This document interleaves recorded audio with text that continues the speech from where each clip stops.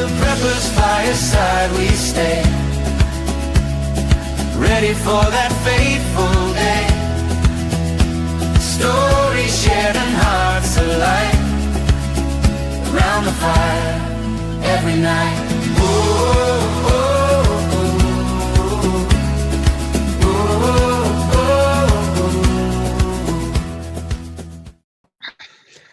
Good evening, good evening, good evening. Welcome to the Preppers Fireside. Whichever channel you're watching on, we're broadcasted across all 4 channels this evening: UK Urban Prepper, World Survivalist, Brown Coat Prepper, and Scottish Prepper 73. So wherever you join us from, big hello in the comments. Make sure you've hit the like, whichever stream you're watching on. Alan, good to have you back with us. How are you doing? Good to be back. I'm doing good. How are you guys doing? Not so bad, not so bad. I preferred your disco lighting you had before we came live, you know. The disco light, I had to get a new light because I broke my other light and I don't know how to work it. So I probably shouldn't go. There we go. He went into... I could do the whole podcast like this. Yeah, teenage TikToker disco mode he went into. Oh, see, now I don't know how to put it back. There we go. There we go. It's working well. So it's all right. It'll blend in when Brian's light starts flickering in about 10 minutes, as per usual. One of these days I'll replace it again. Yeah, the guy that's all about power can't even fit a light bulb. It's shocking. Barry, not seen you for a while. How you doing? Not too bad, thanks, mate. Been busy with different shifts at work, etc. So yeah, but glad to be back. Fun and games. Fun and games. Mm. Brian, you're never busy, so you're always here. How you doing? I slave for my employer. I have, I slave. I should get paid double for what I do. Yeah, right. How can you double overpay somebody? I'm not sure how that works. Well, it works for you. Yeah, right. Oh dear. Right, serious topic tonight. Remove the smiles. Preparing for war. So it's on topic. So on topic, in fact, I saw an AI prepper channel with 4,000 subscribers, and a preparing for war video had 218,000 views. Now, it wasn't jealousy, but I thought people are clearly searching for this. Yeah. So people want to know how to do it, what to do, and stuff like that.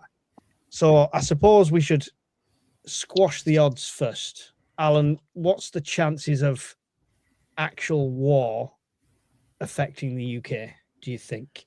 I think actual war, I mean, it will affect the UK. War just now is affecting the UK economically, and I think it's going to get more. We're going to have more of an effect, even at individual levels, of an ever-escalating war in the Middle East. But a kinetic war, a proper war where British troops are on the ground, I think that's highly, highly unlikely. Potentially service personnel in aircraft or military bases could be under threat more so as time goes on. Yeah. I don't think we're going to see an Iraq-style event take place anytime soon.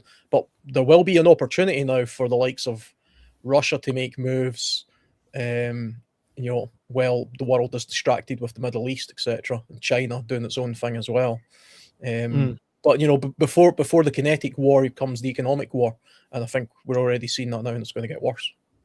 Yeah, so we're seeing the effects, whether it's indirectly or directly. We're still seeing that right now, right?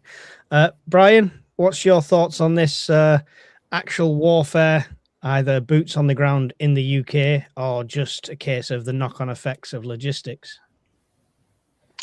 I think arguably we've been in a war since the 90s. We've never actually been out of a state of conflict in Europe or in the UK, directly or indirectly, since the first Gulf War, the Gulf War of the 90s. So the only thing that's changed is the military's ability to fight a war, if we had to, has been reduced somewhat by succession of poor governments. Mm-hmm. But I think we're indirectly involved in a war just now, and we will directly suffer the effects of the conflicts. Europe, we suffered it with Russia with the gas first. Now we're going to suffer it again with the Middle East with the gas and the oil. Yeah, yeah. Barry, chances of troops walking down Birmingham High Street? I don't think we've quite got to the stage of what was that film? Red Dawn just yet.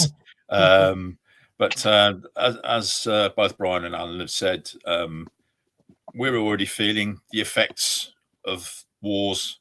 You know, you've got price increases, no shortages on the shelves that as of yet. But I can personally see that probably happening in the next 3, 4, 5 weeks, something like that. I think you'll start to notice more of an economic change. I think we're seeing fuel increases and stuff like that now. I'm going to have this last question on the likelihoods as an open question because I know it's a touchy subject, so people can chime in if they want. What about civil war? In the aspect of we have lots of undocumented people in this country that could be triggered. Do you think that is a likely scenario for war at all in this country? Or not necessarily just triggered through the calling jihad, but triggered through elections and a far right party getting in, a far left party getting in, stuff like that? Is civil war a potential? Anybody? I personally think so, yes. Yeah. Yeah.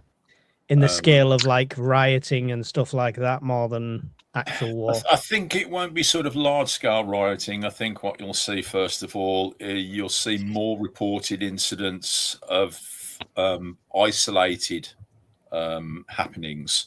And at first, maybe they won't seem like they're all connected. But yeah, I can see things slowly simmering and then coming to a boil, shall we say. Interesting. I'd say you're probably at the start of it now, to be controversial, because you've got a populace in the UK who is expressing their displeasure at the way the country is going. If there's any crimes on that's reported in social media or in the news, they generally take out the names of, they generally take out a description of them and the instances of reported crimes of a certain type. I'm being very careful what I say here. But because of this, the instances of crimes of certain types being done by certain people gets largely underreported. Yeah. And anybody that comments on it directly gets largely persecuted. So you're already seeing social disorder on an entry level scale now, because people's voices aren't being heard. So when people's voices aren't being heard, you start to get protests. So you're seeing protests throughout the country about uncontrolled immigration largely, and people are unhappy about it. So then you have counter protests by people who are saying, well, let's just let everybody in. And I don't know how that works personally, but anyway. So you've got two extremes. And when you've got two extremes, you're going to have a clash. And that's before you talk about the people that you've let in the first place. I don't think anybody can discount the possibility of an event when you've got tens of thousands of undocumented people in the UK who you've no idea what training they've had, where they've come from, or what previous crimes, if any, they've committed. Even if a small percentage of those have got ill intent, then we've opened the floodgates to a major problem. Yeah. And we can't talk about it. Agreed. I mean, we can talk about it. We are talking about it. We can't. Very loosely. Yeah. Do you know as can't well? Be too passionate about it. one of the bigger problems. Like, see everything you're just saying there, Brian. Like all of those problems, all of those issues that we've been having over the few years.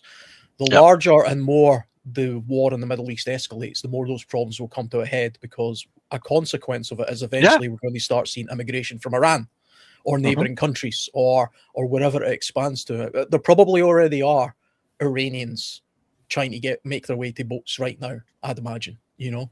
I wouldn't find that entirely far-fetched. Plus, you're going to have a whole succession now of people claiming asylum based on, well, I can't go back there because the regime's changed and I'm going to be killed, or the regime hasn't changed and I'm going to be killed. It's the perfect excuse now to claim asylum in a place like the United Kingdom. And we know Iran has sleeper cells and things like that. From the civil war point of view, I don't like. I mean, I like, proper words. The definition of civil war. There's zero chance of that happening in the UK. There's only been 3 civil wars in the UK. The last one was in like 16th century, sometime 17th century. Yeah, I mean, when we don't have any armed groups. Yeah, civil unrest, which is very far away from civil war, because you need to have an organized armed group with clear objectives fighting, an actual I don't think we're a million miles away from civil war, though, because, I mean, an armed group doesn't necessarily have to have modern arms. A large enough mob could be an army with sticks and stones. even Northern Ireland wasn't a civil war by all definitions. And, the IRA were well mobilized, they had a hierarchy, and they were armed. Yet that still technically wasn't classed as a civil war. So the prospect of that happening in mainland Britain, even more so now, I don't think the IRA could even operate like that anymore, thanks to modern technology and surveillance. That's largely done away with that kind of concept. One of the main reasons we're not seeing a mass uprising in Iran is because the population there is unarmed. Iran is one of the few Middle Eastern countries where the population have no guns. I mean, I never knew that. Fairness. Yeah, they have almost no weaponry to be able to go out and commit some sort of uprising. The only people who are generally armed in Iran are the Kurds, which make up a fraction of the population of Iran. I mean, everybody seems to think Iran is like this one big country of people who are like all Persians. The Persians only make up about 55 or 60% or something. The rest of them are other ethnic groups that are completely different and have their own agendas and goals. The Kurds in the north are the ones that are likely to do any kind of uprising, and they've been attacked from all angles, even by Turkey, for years. Most of them are in Iraq, they're not in Iran. So they would have to sort of get their way into Iran somehow in order to start this uprising and have some sort of popular backing.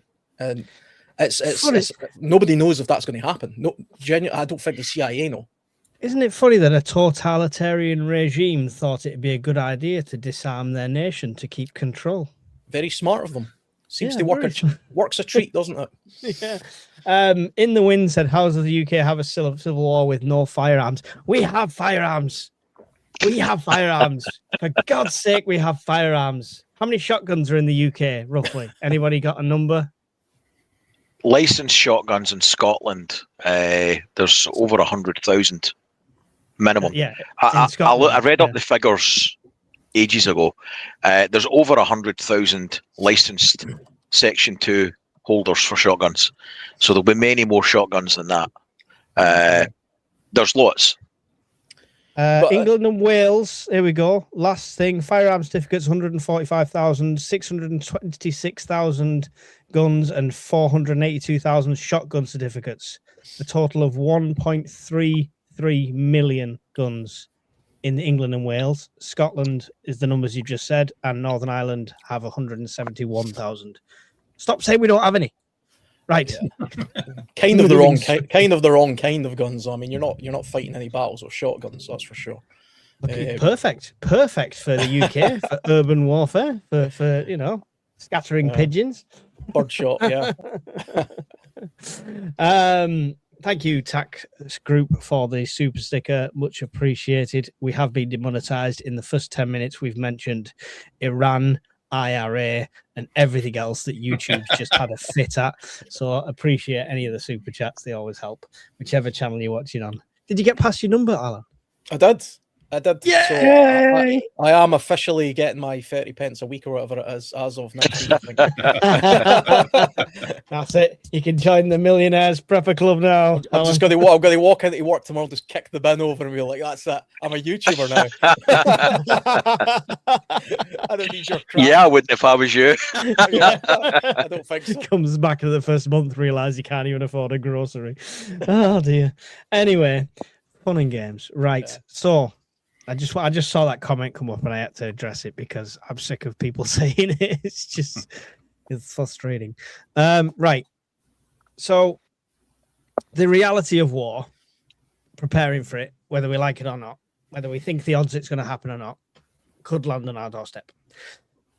This could come in many different forms. Okay, so this could be the knock-on effects from war, which we expect to see: logistics, fuel prices, lack of fuel, fuel shortages, things like that, power outages, rolling blackouts, etc. Indirect or even direct, like we saw in the Sky podcast. The I keep forgetting the name of it. You know which one I mean.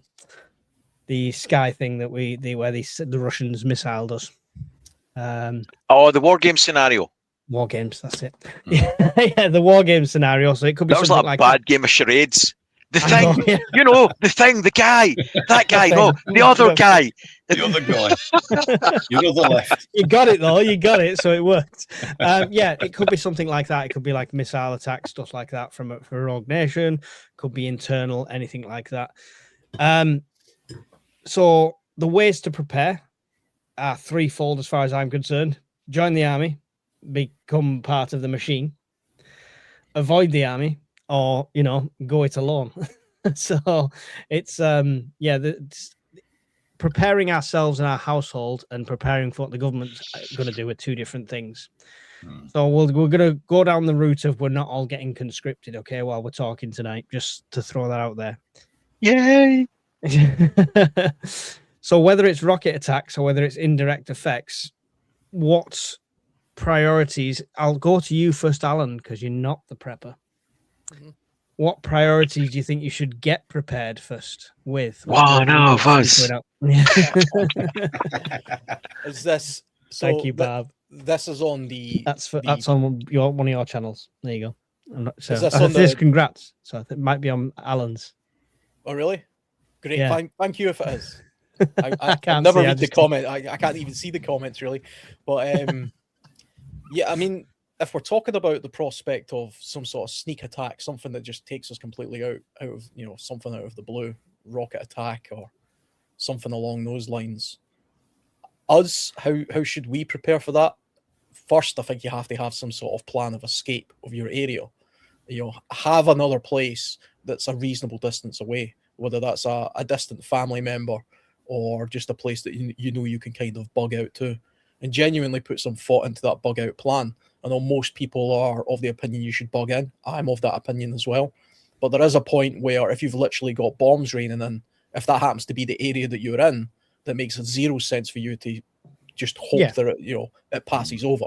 If you're living in the center of Kiev, for example, and that's exactly the main target, then it might be an idea to go and live in the country. Yeah, I mean, tens of hundreds of thousands of people in Ukraine had to bug out. Now, whether they voluntarily did it or not is irrelevant. At some point, they said, this part of the region is under attack. Invasion is imminent. I have to bug out. I have to go west. And that's what they did. And potentially the same thing could be the case in the UK. I mean, and then it did happen in the Second World War. We evacuated children to the countryside. They bugged out to the countryside. Some people moved out of populous areas if they were able to in order to get away. So I think it makes reasonable sense to at least have a plan in the sense of genuinely thinking, where could I actually go to? Don't leave it to the point where you're standing outside your bombed out house thinking, now what do I do? Because if we're at that stage, nobody's going to put you under shelter. There's going to be no help for you because we're in dire straits if that's the case. Yeah. And prepare for that as well. Prepare for that travel. Prepare for that journey with your family and all of the things that go behind that. Yeah, I think people are too diehard bug in. If it's an evacuation order, Brian, you're going to have to leave all the power banks behind. No. Or at the very least, have a plan to bug out with them. Organise the logistics of that now. And the camper van. An 18-wheel truck. The good thing with that is if I had to, I could fit all the power banks in the rear garage of the camper van and the folding solar panels. So it'll be doing on two wheels going down the road. Like it's fine, Mike. My fat arse will be in the front, so it's going to counterbalance nicely. All right, all the wheels will be on the tires. Have you tested this weight distribution theory? I test it every time I sit in the driver's seat. The van is literally crying. I mean, that must weigh a lot, all in power banks. Genuinely, like, have you tested that in the vehicle? You're looking at 22 kilograms for a Delta 2 Max. Right. So there would be two of those. The Delta 2s are 18 kilograms each. There's two of those. There'll be an A-frame. there'd be a couple of C200s, so probably call it about 150 kilograms. Right. Okay. That's not too bad. It's not outrageous. Put it this way: if you didn't fill the water tanks in the van, so the fresh water, if you didn't fill them up, it weighs the same as the power banks. Right. Okay. So water or power, that's your choice. Yeah, I mean, but if it was a mandatory evacuation order, like, and rockets are coming down on your town, or they're targeted, or they expect an attack there, so they want you to move out for a couple of weeks, Brian, something you'd do, or would you try and be this diehard, no, I'm going to die with my preps?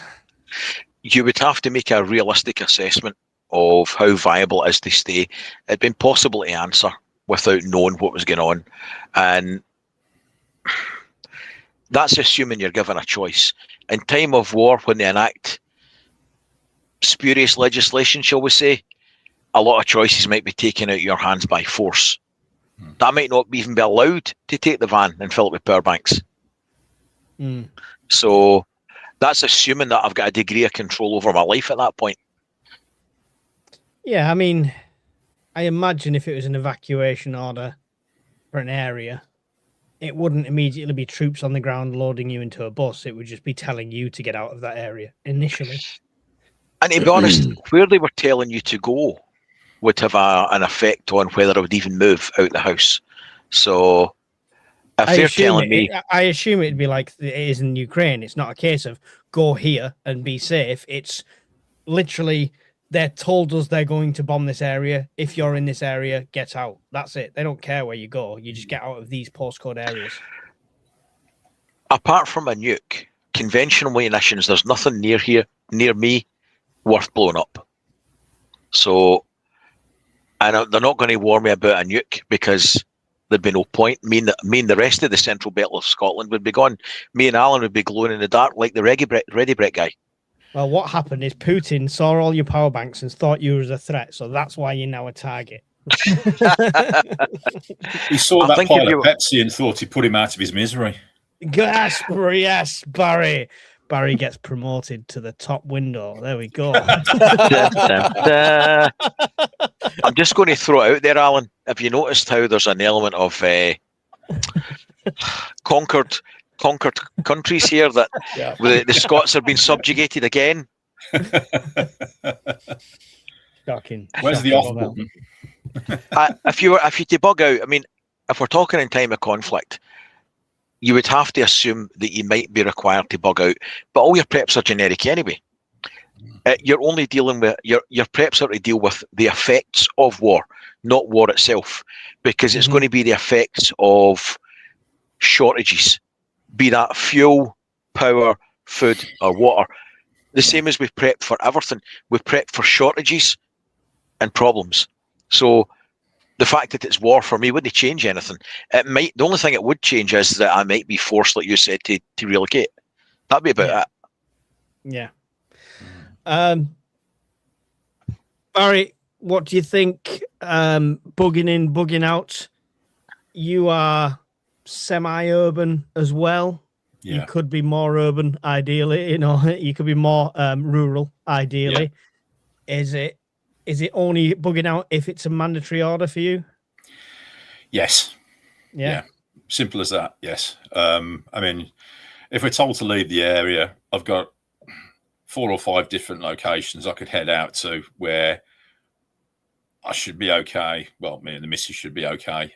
You know, but I mean, it depends on what you're allowed to take, if you're allowed to take anything, and the method of you being moving. If you're just being told to go, then obviously you've got choices. But obviously, if it's an enforced evacuation and you're being guided out the door, that's a whole different scenario that needs to be looked at. So, right.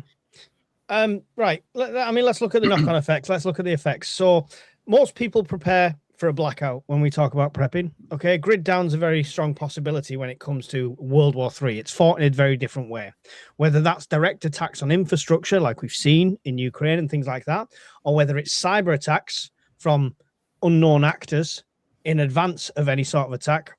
Most people on here are prepared for a power cut. But Are they prepared for a month of digital darkness? Alan, the cash gap, if banking system totally goes down 30 days, do you have enough physical currency in small denominations to buy essentials from like the shops that would stay open, or a potential black market that we could see spring up? Because obviously we know all the supermarkets will instantly close. Do you have anything in place for that? A very, very small amount of cash. To be honest, I'm one of those people who basically never uses cash anymore. I stopped using cash years ago. I use my phone. I don't even have a card. I don't even know where it is. He's one of those. My feeling would be It's been demoted again. if we were at the point where the banking system was entirely down, so that nobody was getting any kind of physical currency, everybody would be in a similar circumstance. So it would be a case of adapting to that reality. I don't think I would be standing outside Lidl saying, please, I can only use my phone, while people are in there with physical cash saying, well, tough luck. I think it would be impossible to do that because none of the systems in Lidl would work. So cash would be redundant anyway. You know, I think main supermarkets would close the doors. We know that because the staff wouldn't be there. They don't like adding things up, but smaller shops would. I think the main point in this is the black market side of things, the trading side of things. This isn't Teotihuacan or SHTF where everything's going to be gone. It's a small period of during conflict.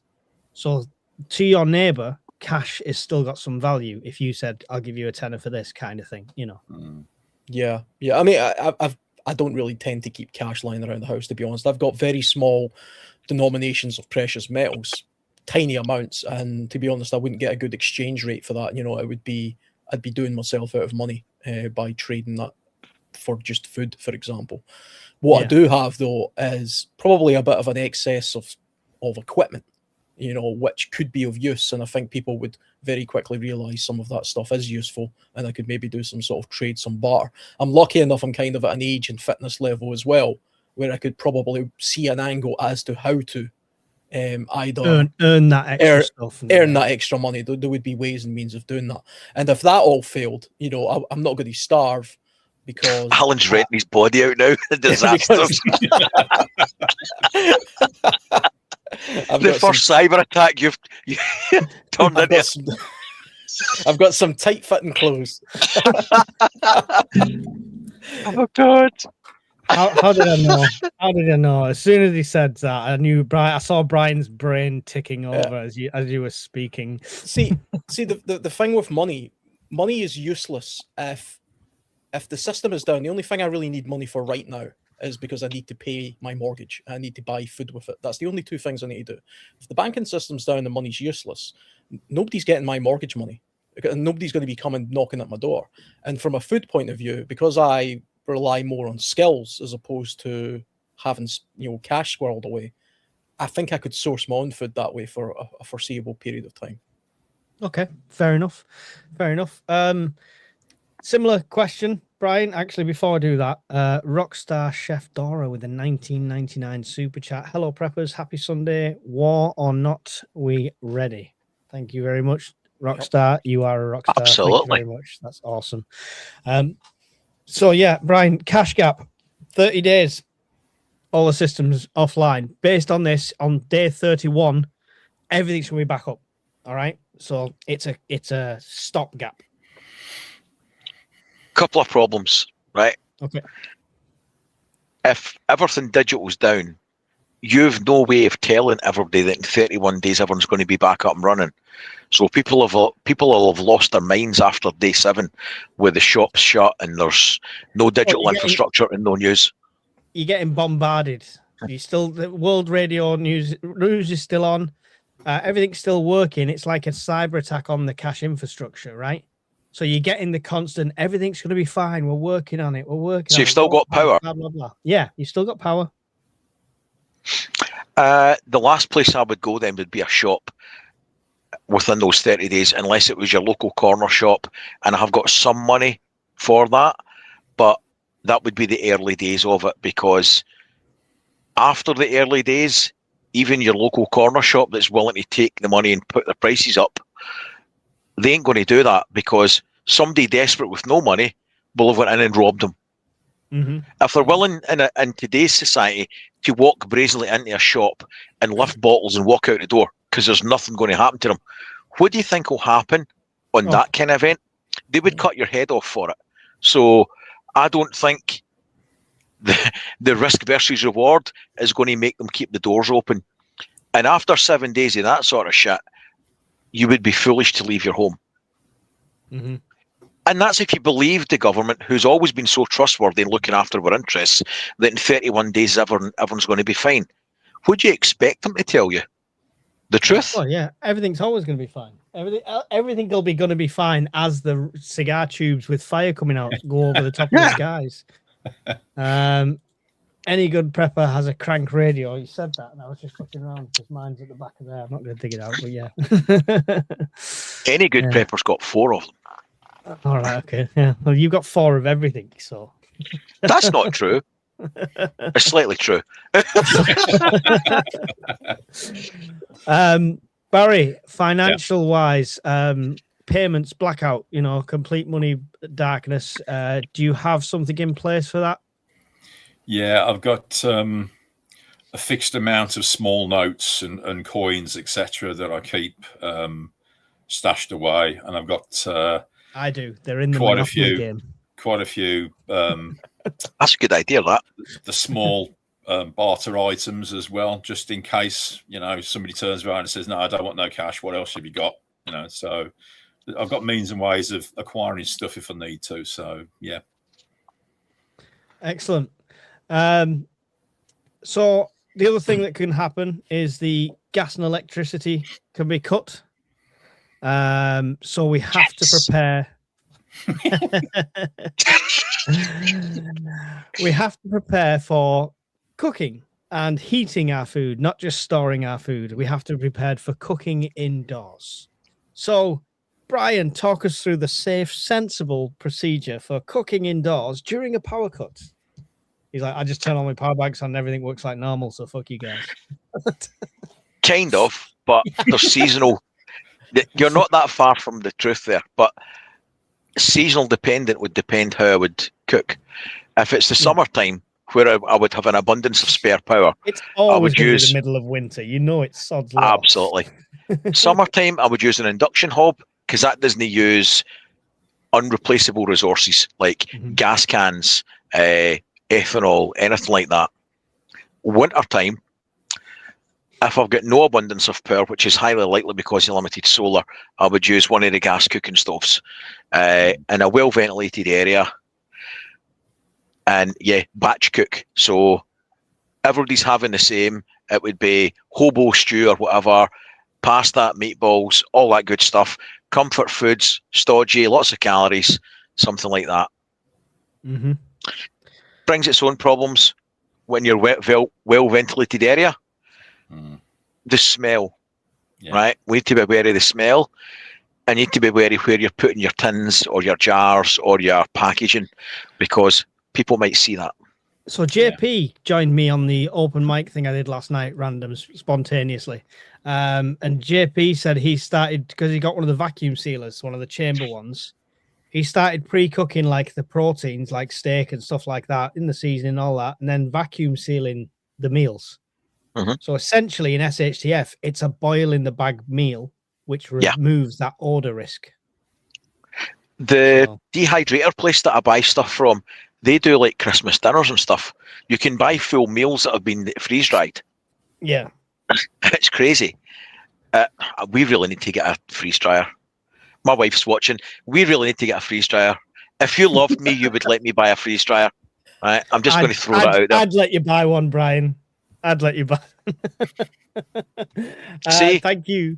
Great Gala, who is coming off the back of his birthday. Happy birthday for the other day because you weren't in the live stream when we wished it to you. Are we saying that if you don't have a crank radio and you're not a proper prepper, oh, well, it was lovely knowing you.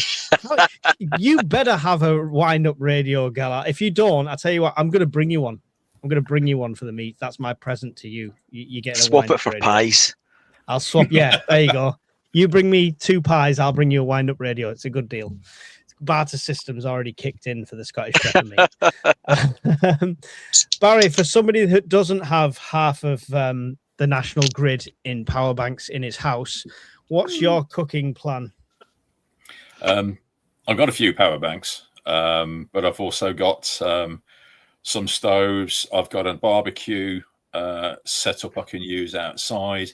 You know, the stove that you took to Scottish Peppermeat last year, The rocket stove. the grey bucket thing with the door on it. Yeah. Got one of those as well. Yeah, I've Zoom. Yeah, I've got multiple methods of cooking, and I've got the good old MREs. You know, dump them in hot water, heat them up, and there you go. So, I mean, there's an inherent risk with barbecuing and the rocket stove outdoors. Obviously, we talked about smells and drawing attention. What would it be for you to stay inside? Is it just like the camping stove with ventilation? Yeah. You see, it. Obviously, you've got to be careful of carbon monoxide, etc. But as you say, just keep it well ventilated. I mean, I've got a couple of small solar fans that I can sort of put on windows at either side of the house to blow a draft through to, you know, make sure there's a good airflow. So, yeah. The people that die from carbon monoxide from these little gas cookers are the people at festivals who decide to put it in a little 2-man dome tent and heat it all night to try and keep themselves warm. All right. If you're just cooking up and boiling some water, then cooking an MRE, it's not going to emit enough. Yeah, it's absolutely. It's a bit of a oh my god, you're doing that inside. Yeah, okay. You enjoy surviving. Alan, every time I say that, I feel like the gopher. Alan. Please don't do that with your hand. That's what I do to gophers. I think, see, when it comes to cooking in this kind of scenario, I mean, if I was to take all of the sort of liquid fuel that I've got, camping gas, and all this kind of stuff lying around, and genuinely, if I was just to cook one meal a day with that stuff, I'd probably get 2 weeks worth of cooking out of that, and then it would run out. I don't have power banks apart from the type for mobile phones at the moment, so I wouldn't be able to last particularly long on that scale.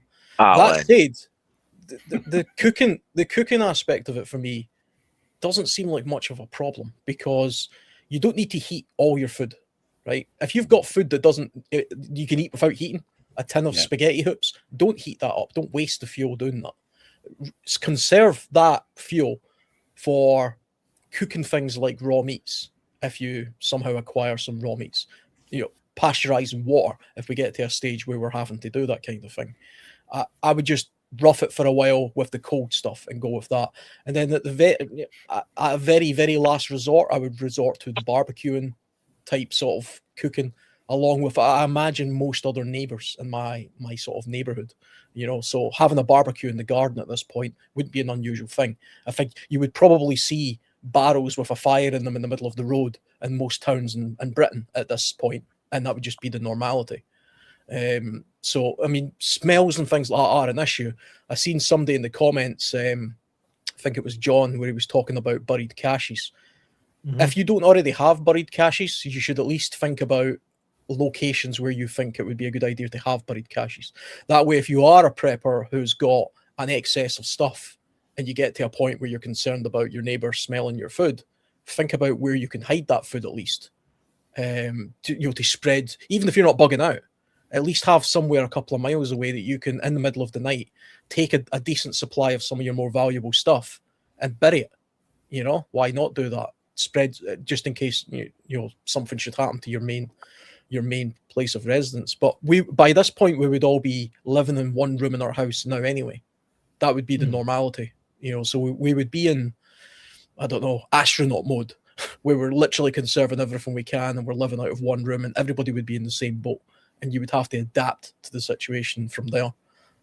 Yeah, I'm not moving in with you anymore, Alan. Sitting in one room eating cold spaghetti hoops, you're no selling it. I'm sorry. I mean, in Alan's defense, if you heat spaghetti hoops up within 2 minutes, they're ice cold again anyway, so it is a waste of fuel. As soon as you get them onto the kids' plate and get them in front of them, that's it. They're already stone cold.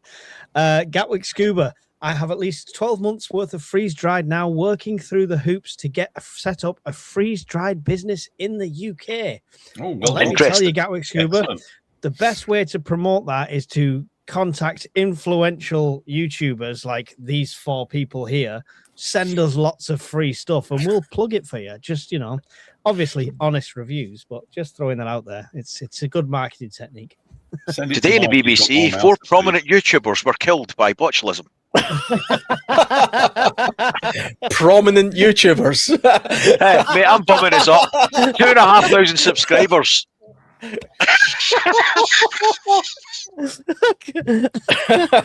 saw you down there, Brian, and Alan thought, I'm going to stick the boot in. Yeah. He's only been monetized a week and he's already looking down on me. Well, you know. I'm waiting for that Mr. Beast money, which is going to come in any day now. Oh, God. Oh, Alan will have his own chocolate bars by the end of the year. But that's anyway, interesting with Scuba Steve. That's good to know. Yeah. Genuinely, Yeah. that's interesting. Definitely. There's a few of us that would definitely like to be involved with all that kind of things. Water production, right, is another issue to talk about, and not what you've got stored, right? So not bottled water. That's gone.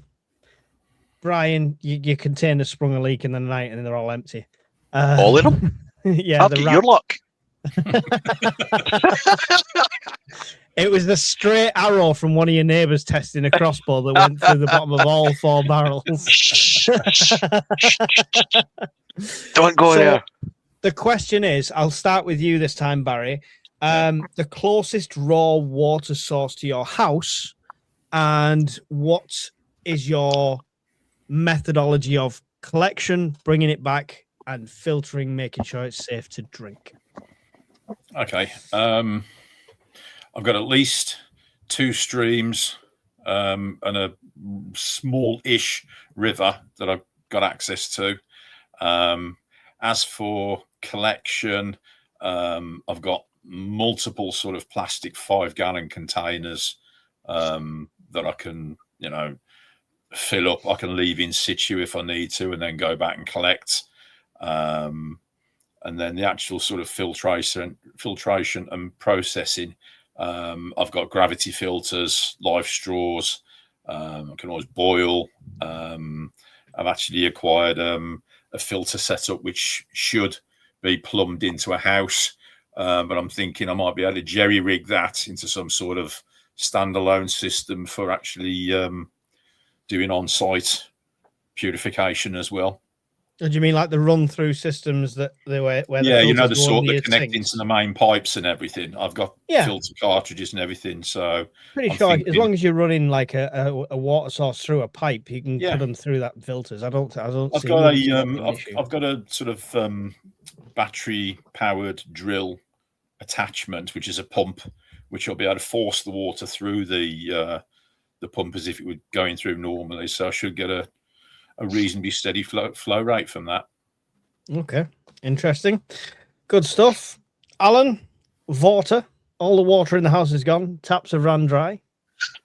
Yeah, I mean, kind And of like Bear in mind, this is for your whole family, not just you and your grill. Just throwing that out there.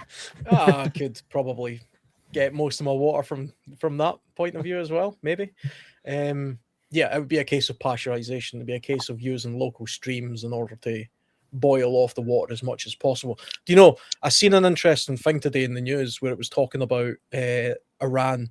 Even with the conventional weapons that are being used in Iran just now, Tehran just now's air pollution is so toxic that the rain that's happening there, because they're bombing fuel depots and even commercial targets, all the pollutions, all the things that's going up in the atmosphere. There's pictures all over the internet just now of the black cloud that's over Black Tehran. rain, yeah. All that crap has to come down, and it would contaminate all of the land and the water sources in and around your area. So even pasteurizing as and boiling water wouldn't be sufficient in order to remove a lot of that contaminant. So you really have to pay attention to the kind of area that you live in and think about it from the point of view as taking away nuclear weapons. Even if I was attacked today with conventional weapons and that place went up in smoke for the next week, how badly contaminated would all my water around me be? And in my case, it would be horrendously contaminated.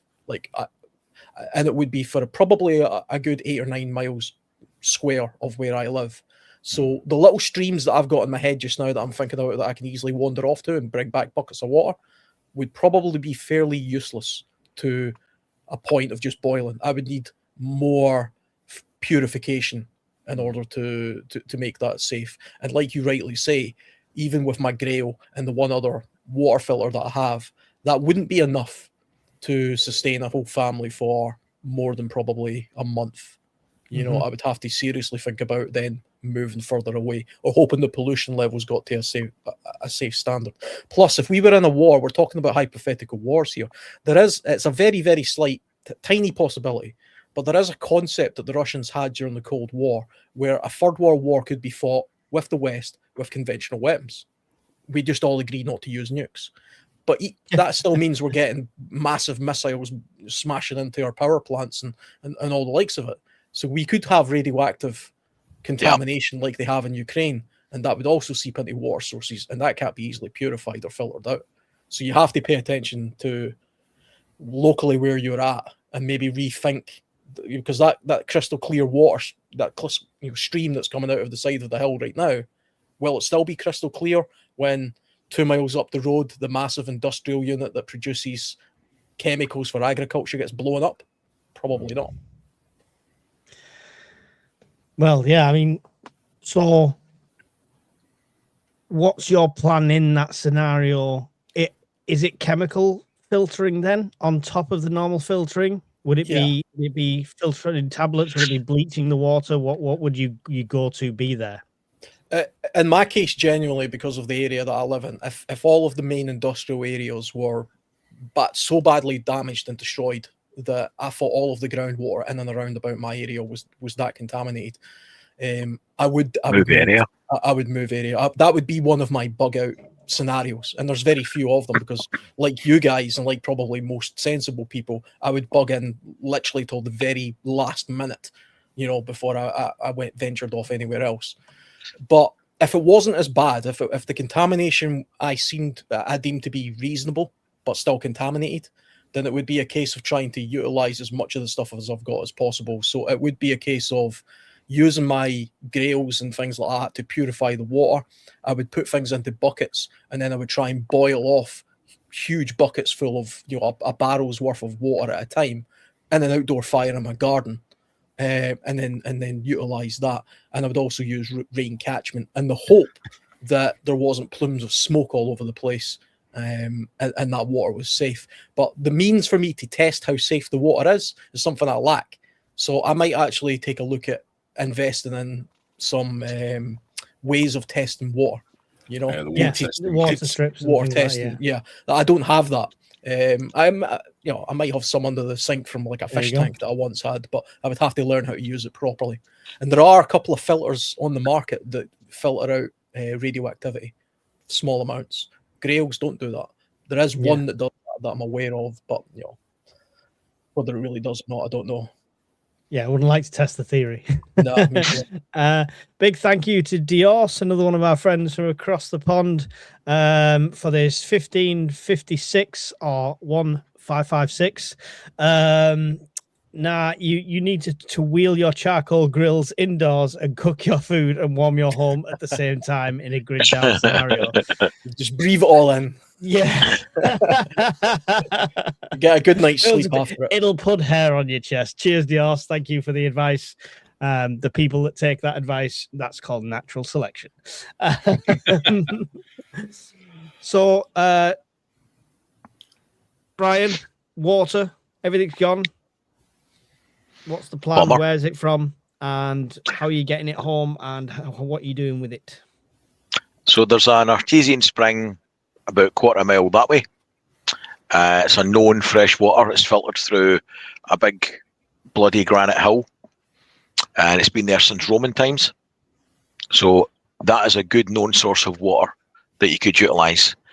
As far as getting it to here, that could be as simple as shopping trolleys full of containers or repurposed prams and buggies. That's assuming your vehicles aren't working. But ways and means. It's a relatively short distance. Yeah. Filtration, other forms of collection as well. Sorry, I keep about 20 of the little orange buckets from B&Q because they were cheap. They were like £1 at the time, so I bought lots of them. Put them all round about in the garden, let them fill with water. I've got rainwater collection set up on the drain pipes. It's plugged up. You just unplug it, put the pipe in, and put that into some barrels. There's tarps in here for doing rainwater collection and capture that way. There's a couple of life straws there. There's the lifesaver jerry can there.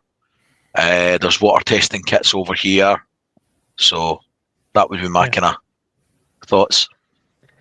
Cool, good stuff. That's I mean, it all centers around this core of prepping that we've always spoke about. So it kind of falls into that. It's just making sure people are thinking about all these bases, because when we say prepare for war, people's probably tuned in thinking we're going to tell them how to make guns out of crayons or stuff like that. You know, it's blow darts out of McDonald's straws. It's not what we're talking about. We're just talking about surviving kind of thing. Over 300 people watching at the moment, which is absolutely awesome. Thank you for being here. Whichever channel you're watching on, please do take the time at some point to go around to each channel: UK Urban Prepper, World Survivalist, Brown Coat Prepper, and Scottish Prepper 73, and give them a like and a subscribe and stuff like that, because it does help everyone out and they give up their time for this. So great to see so many of you in here. The downside is I cannot keep up with the chat. I'm trying, I can't. So if there's a super chat, I will stop for it. But your questions, I'm afraid we'll try and get some in at the end, but I apologize. I'm going to miss loads today. Right. Right. Here's a question. See, just quickly before you ask that question, just because I thought about it, it might be a good idea for people to put a little plan in place for how to make a substantial gravity filter in their backyard if they can do so. You can do that really easily with, see, like one of those plastic blue barrels that a lot of us have. You cut the top of it off, turn it upside down, put a structure in place, and then with the layering system that you can easily find out about using sand, gravel, charcoal, etc., you can put huge buckets of water in there from a stream. And it's rudimentary. It isn't going to purify the water, but it will at least filter it, and you'll be able to get huge quantities, you know, at a time. So if you've got a family of 3 or 4, that's a very good last resort, I think, as well. There's no harm in at least making the plan. You don't need to build the filter, but at least put the plan together just now. Yeah, you can print off the sheets of how to do the layers, stuff like that. I'm pretty sure it's like it's levels of coarseness, right? So you start with like a sheet of cotton, then you've got cotton wool, then like sand, and then small pebbles, your charcoal, things like that, and it kind of layers that way. Yeah. And the larger the filter, the more you're going to get out of it as well, and the less you're going to have to change it. So it's a worthwhile thing to do, and it would probably take one man, you know, an afternoon to construct if he had the plan and the barrel in place, and then he could just source the materials. It's not a difficult thing to make. There you go. There you go. Good advice. Cheers for that, Alan. Appreciate that. Nice one. So, Brian. Oh no. SatNav and Google Maps are jammed or spoofed. Yes. So do you have a physical A to Z of the country, a prearranged rally point for family that doesn't require a phone call? So do you have physical maps? Can you use them? And is there plans in place? I have physical maps, but I've also got a large ordnance survey map that's about the size of a poster that covers here and the surrounding area, the villages and towns, out to about 40 square miles, something like that. So it's pretty good. That being said, I know a lot of the local area anyway, but I've still got that there. As far as a rally point and things go, no. And do you know why? Because apart from my older brother, who's only about half a mile up the road, as far as my family goes and friends, they're the only ones that, apart from you guys obviously, but apart from they're the only ones that actually that old prep. chestnut. smooth. So they're the only ones. He's the only one that actually preps and would actually be interested in a rally point. And we've got comms in place and that kind of thing. But my daughter, who's about a mile and a half up that way, she thinks Dad's nuts. My other daughter thinks Dad's nuts, and my son suffers me. So, yeah, there's no point in a rally point. they're thinking nuts, but if it happened and suddenly their normalcy bias is shattered, they would know to return home, right? Yes. Yeah. The only problem would be getting home, and it would only be so my mother daughter that lives with her partner and my granddaughter, they are not a million miles away. If they had to, it's walking distance, albeit they're leaving their stuff there. But I've made provision, if need be, for family plus, that they'd be fine. They'd be looked after here. But I've got maps. I've got an idea in my head how it would work. But until something went wrong and they felt under the pressure to come here and realise that Dad's not off his meds, then there's no point in a plan because they would never stick to it. That is, I think that's a fairly, you'll find that's probably going to be a common problem for all preppers, that as far as getting a plan for, although people will joke, we'll just come to your house, most people don't have a plan in place for shit hits the fan, what they would do other than run about like a headless chicken. And how to get there, how to contact anything. Yeah, I know. Yeah, and that is a problem. Yeah, and you can't convince them otherwise. Sadly not. Barry, sat nav hacks into stuff like that, GPS, all that lot. Is would you have physical maps in place? And yeah, I've got a couple of specifically printed ordnance survey maps for the area. I've got generic countrywide A to Z. Everybody that I would need to get to, or they would need to get to us, are all pretty much within walking distance, time-wise, within 1 day. So, yeah, everybody's pretty clued up as to if anything happens, right, start making your way. This is the path that you're going to go. This is the route you're going to take. Should take about this amount of time. Yeah, we got those bases covered. The wife and I had that discussion again a few days ago, to be honest. So, yeah, all good. Good stuff. Good stuff. I'm not going to ask you, Alan. If you can't read a map, you've got the wrong name. Do you know? We at least have the advantage in this country of it not being a particularly big country.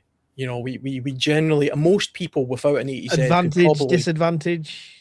Well, that's the one advantage of at least most of us could probably get plonked anywhere in the country and told, okay, that way's north, that way's south, if you can work that out. And we kind of know every major city, at least from that point upwards or downwards. And most of us have probably traveled the length of the country at some point. So, you know, in a car without a map or anything, I could probably still make my way somewhere if I needed to. And the signs would still exist. You know, we'd be a long way away from all the signs being taken down or fallen off. The benefit I've got, like I know you know, is I spend lots of time in the outdoors anyway. And of course, I've got dozens of OS 1 to 25,000 scale maps of I've got probably most of Scotland bar the islands. And I've got a library of these. This one here in this map case is just sitting here because I'm planning another trip. And even though I've been there 5 or 6 times in my life, this specific lock, I always like to take a physical map, and I've got a physical compass in there with me as well, because, you know, here's my compass right here, because I've never relied on digital GPS, although I've got a Garmin, which I take just for absolute emergencies, but I actually like map reading. It's fun for me. So I would have no problem doing that. And I mean, although I kind of say and joke I'm not a prepper, a few years ago I did go very heavy into the idea of having caches and a bug out route to pre-designated areas. So I've got zones and caches in places where I like to camp anyway. I know where they all are by heart. I could easily hike my way on foot to every single one of them. Right now, I could probably drive to all of them even easier without any use of a map or anything like that. But they're there. And if you understand how to read an OS map, 1 to 50,000 or 1 to 25,000 scale, you can study it with a bit more detail when you get to that place and identify valuable resources in areas that you've never been before. Because you can't see and do everything. I mean, I literally found. Did you see my video where I was walking through that big ruined sort of medieval house? Yes, that was a good one. I didn't know that was there. It's 25 minutes from where I live by car. You know, I'd never. I was just looking for an interesting place to go, and I came across that place. You know, Oh that's, no, I've gone to the strippers. How did I get here? It's the map. But, I mean, that's the beauty of this country. I mean, we think we live in a very small place, and then there's a place like that hidden out in the woods that I didn't even know about. You know, so you can be, but I would have known about it if I was near the area and I was looking at my map and I was desperately trying to find places of shelter or water or food or resource, because it's clearly on the map. But you know, it's just a little wild card there of Britain is full of places like that and interesting locations. So have your map so you can mark that off. Have your map so Yeah. you can identify them. And I mean, if you get to a place like an area that you've designated as a bug out zone, and you're sitting there in a boffy, and you're thinking, right, I've got my cash and I'm in a boffy and I can survive here for the next 2 weeks. Okay, fine. But you're only really going to be able to sort of wander around a few miles to sort of see what's about. But if you're sitting there with a very good OS map, you can study it because you've got nothing else to do. So you can study the hell out of it and mark out points. So you're not wasting calories and energy just mindlessly wandering around looking for things, you know? Yeah, I mean, yeah, somebody mentioned about the signs being taken down, which could happen in war, but yeah, it'll be a long time before they did that kind of thing, because it's not that kind of war. I don't think it's not conventional. It's not the risk of German troops landing at the beaches and Brian and his other old fogies fending them off. Seasoned, thank you. By the way, please take note of our moderators in the side chats. There's, like I say, there's 300 of you in there. I can't keep up. They will kick you out if you're saying stuff you shouldn't be, if you're antagonizing, if you're saying stuff that could get yourself and us into trouble. You'll be silenced. You've been warned. Logistics is a massive knock-on effect of war, whether that war is a direct conflict with us or whether it's us within a conflict, whether it's Europe, stuff like that. In a full-scale conflict where UK was involved, the just-in-time delivery system would fail within 48 hours. It's almost guaranteed. Yeah. Yeah. And anyone who doesn't know what the just-in-time delivery system is, it's basically what 90% of our supermarkets run on. It's the reason people on Scottish Islands nearly starved, because the co-op couldn't get a delivery. And Stuff most like of that. Western Europe as well. Yeah, exactly. So we've always got to think about like how far ahead we plan for that, making sure we get the stuff that we eat, not just stocking random things. With military conflict, it was interesting because I spoke to Anna from Ukraine, and the first couple of weeks, problems like this, couldn't get anything. After that, they've not had a problem. Like, the stuff's been there, shops have been open, stock's been in it. There's certain things they can't get, and there's certain products they can't get, but the shops have reopened and things carried on as normal. So with that in mind, how long should people think about stocking food for a military kind of conflict for what we're potentially entering at the moment? Is the government guidance of a few days sufficient? 7 days, 30 days, a year? What are we talking here, and what's realistic for people to start with? So that's open. You guys, that's discuss. I think you start with what you can afford. Yeah. Yes. Yeah. Okay. Everybody's different. Everybody's different in what they've got in terms of disposable income, and everybody's different in what they risk assess the threats to be, and what their pantry capacity is. I mean, they might live in a one-bedroom flat that you could swing a cat in, and they might not have or feel they don't have enough space to store things. But that's where you get creative, and under the bed and different things. There's always a way. As a minimum, for any prep scenario, it should be start off a couple of days, a week, 2 weeks, a month. Now, I think everybody in here is probably, a lot of people will be of the same mindset as, no matter how much stuff you have or things or skills, you constantly add to it and you always want to get more. Personally, I wanted to get to 6 months of food for me and extended family, and I got there, but I'm trying to push further. But you don't have to do that. It's what you feel you should need. Yeah. how do you base the count on, Brian? Because Welsh Prepper thought he had a year's worth of food based on that's a meal, that's a meal, that's a meal, that's a meal. When he put it into the list system and based it off calories, so calories over variety, it was actually 200 and odd days. So how are you working out the time period? Are you basing it on this can is a meal? Or are you basing it on this is how many calories? It's got to be on energy density. It's always going to be on calories. And it has to be on calories because a tin of beans with lots of carbs and some proteins might be different from some Irish stew or some stew or carrots or potatoes. You can't just go by the tin in terms of volume. You've got to go on the energy content and then the nutrients as well. You're going to 30 days in, you've got scurvy. You know what I mean? You have to stock a balanced pantry for a protracted period of time. So I try and do it for family, extended family, +2, right? But the +2 would be, I've made a switch with that. I've started buying in ration bars. So anybody that came in dire straits that I felt compelled to help, here's something that tastes like a space shuttle tile. Have a nice day. I quite like them, so I'll be all right. So that would be how that goes. Yeah. No, I get that, and that's probably a really good compact way of prepping for a few extra people by getting them things. It's not going to be luxury, but at that point, it is calories over variety, and you start to think about bulk like rice, pasta, oats, peanut butter, for example, high energy, high density energy things like that. Barry, same question to you, like food wise, if it's a military conflict, what's the starting point? How do you think about it and stuff like that? While Barry's answering this, Brian, Scoob has asked if you've got the link for the water test kit you showed. It's off Amazon.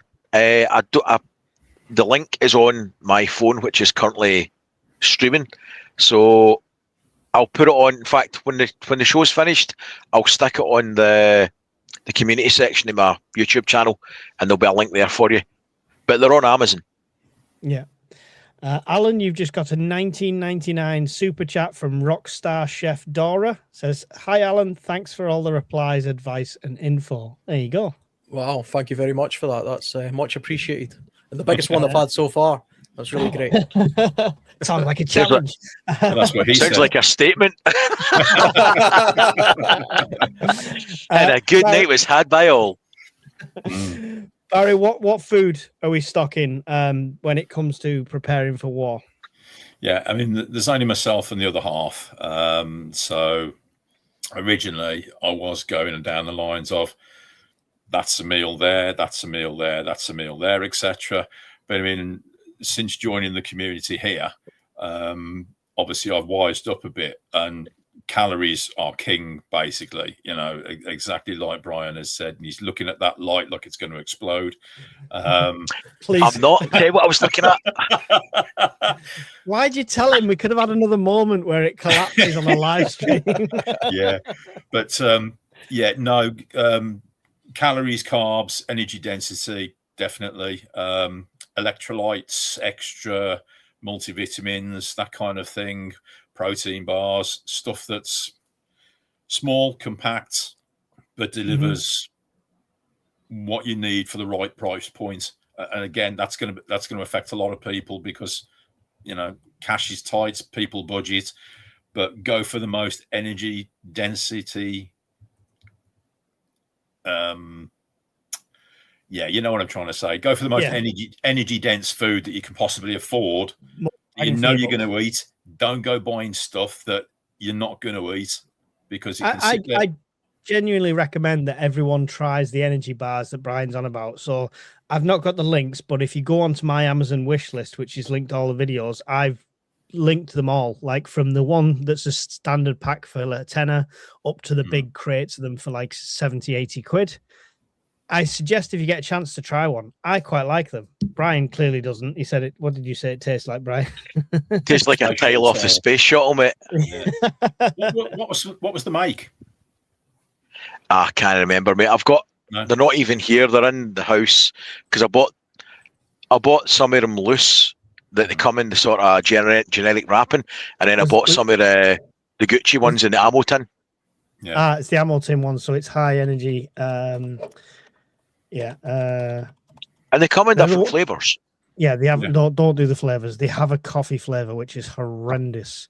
It's literally called high energy bar, and I think it's Peak for Ration that do it. Yeah.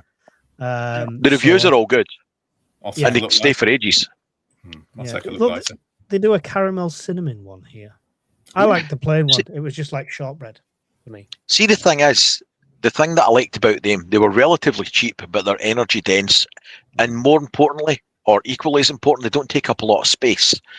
And for the desperate, the people that you don't want to turn away, or even family that you can't afford to give them, like the Gucci food that you've got, that'll still keep them alive. It'll still be something you can give them. So that's got value for me. I've started stocking dry dog food for the same reason. My glamorous assistants just brought them out. There you go. Nice. Thank you. Very now nice. eat one. Now eat one. Do it now. No, absolutely not. Dance, monkey, dance. So 6 pieces at 200 grams. So the total contents of the tins, 5,500 calories and 6 bars. So realistically, one person, that's all you were eating, 3 days. Mm-hmm.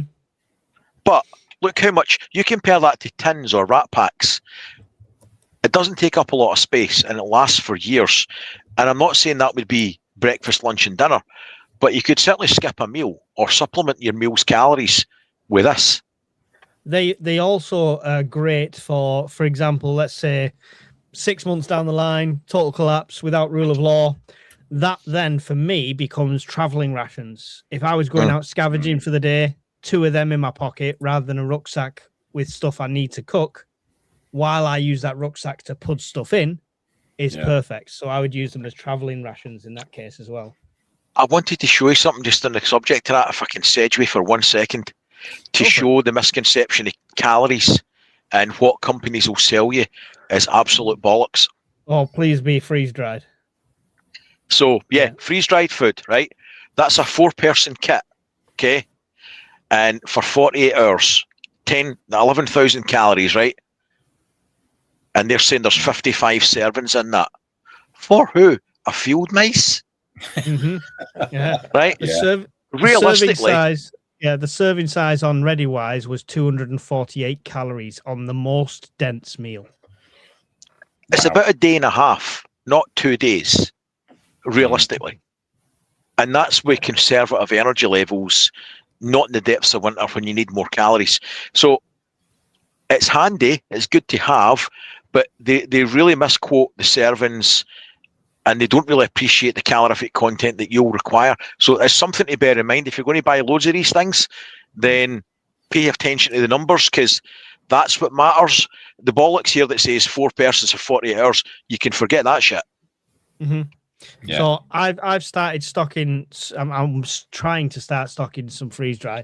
You see the potatoes behind me, but I'm looking at stuff like this and stuff like the mac and cheese, because all the family likes mac and cheese, and the idea is not that this 200 calorie meal is ever going to be the meal. It'll have, with a can of Spam chopped up thrown into it, it's suddenly a very calorie dense meal kind of thing. It would be supplemented. That would be the main thing. Yeah, Alan. Food, you don't stock loads and loads of food and stuff like that, but if impending war was there, how much do you think you'd want to get in? If impending war was there, then I would go to town on getting as much calorie dense stuff as possible. So I would be focusing on things like olive oils, porridges, oats, rice, pastas, all those kind of things, flour, because I can make I think I can make 5 different types of bread. Even the easiest bread is just a mix of flour and water. And bake that, you'll get a flatbread, but it's you'll get something out of that at least. And because war would be so imminent, I wouldn't be too bothered about the fact that I'm spending all my money on these very bland, Exactly. but nutrient dense sort of foods. I mean, what the hell else have I got money for? Also, if my bank is about to be wiped out, max a credit card out. I'll worry about the debt of the credit card in a couple of years' time if we're really at that stage. So I really would spend as much as I possibly could on those kind of dense foods, and I would start squirreling stuff away. I would start burying things in barrels and random fields nearby and things like that, just in the off chance that I should need that. I don't want to be the guy sort of 3 years down the line where we're all impoverished and we're scraping around for tiny little bits of scrapings of rice from the government or something. That said, something else I think everybody should do, I've done this a lot because it's like a little bit of a hobby for me. Just pay attention to local foraging resources that you've got in your area, seasonal resources, because the more you can supplement these foods, especially from a vitamin content point of view, the better. Because it's okay. I believe a lot of preppers genuinely think you can get terrible sort of tinned food, and then as long as you've got some vitamin C tablets and some vitamin D tablets, that'll somehow substitute your vitamin deficiencies, and it might do from the point of view that you stay alive, but it's not healthy. I mean, those tablets are manufactured and dense and full of fillers and chemicals and other crap. You're far better off getting your vitamin C and things like that from food sources. If you can get that from natural food sources, all the better. So where I live relatively close to the coast. There's sea buckthorn all over the coastline. It's a very identifiable year round. That's the key thing. It grows all year round, and it's packed full of vitamin C. It has all the different omega fatty acids in it. It's calorie rich. And it's a very easy, accessible. I could just walk over to it and get it, no problem. Tastes terrible. It tastes very sour. It's like an orange berries that you consume, sea buckthorn. But I can substitute that to other meals. And there's other things you can do on the side to substitute your meals from a hunting point of view. Learn how to make some basic snares, and then go into a local woodland and put them everywhere. Make traps. If you have any fishing gear and you live close to the coast, do that. Buy a lobster pot, keep it at the bottom of your garden, because you don't need much to a little bit of bait, and you throw a lobster pot literally off the side of the shore at low tide. You're going to catch crabs. You're going to catch lots of crabs that way, and you can substitute crab meat into your food as well. Have rat and mice traps. You could buy them from B&Q. I've got a bunch of them down here that I can probably grab and show you, but everybody knows what they look like. They're a couple of pounds. You can set them up, put a little bit of bread in them. You're going to catch a pigeon. You're going to catch a crow. Might sound terrible, but I tell you what, if we're at the point where we're eating bread and rice, catching a pigeon in your garden from a little piece of bread and adding that to your meal, you're going to really appreciate that, and that's going to keep you healthier for longer. So I'm all about try and find the natural resources. There is the possibility for everybody in this country, even at our current density, to live somewhat off the land. We just wouldn't be able to live off the luxury. You're not getting no bananas or nothing, and you're not getting year-round fruit. But if you're clever, you can do things like collect seasonal carbohydrates, fruits and nuts, and catch some game, especially small birds, mammals, animals, all those kind of things, before you move on to the dog. Yeah. Oh, can't remember. See the space shuttle tile? It's good up until 2045, you'll be glad to know. Yeah. They're nice. Yeah. Yeah, you chomp down on them. I'll be giving this shit away. I'll be at the gates. even these tiny little mouse traps. I've got some rat-sized ones as well, but see these tiny little mouse traps, they cost almost nothing on Amazon. You can buy them in bulk. And then just drill a hole at the end and put some cord round it, like I've done here. So the bird doesn't fly away. You catch a pigeon with that, no problem. Nice. There we go.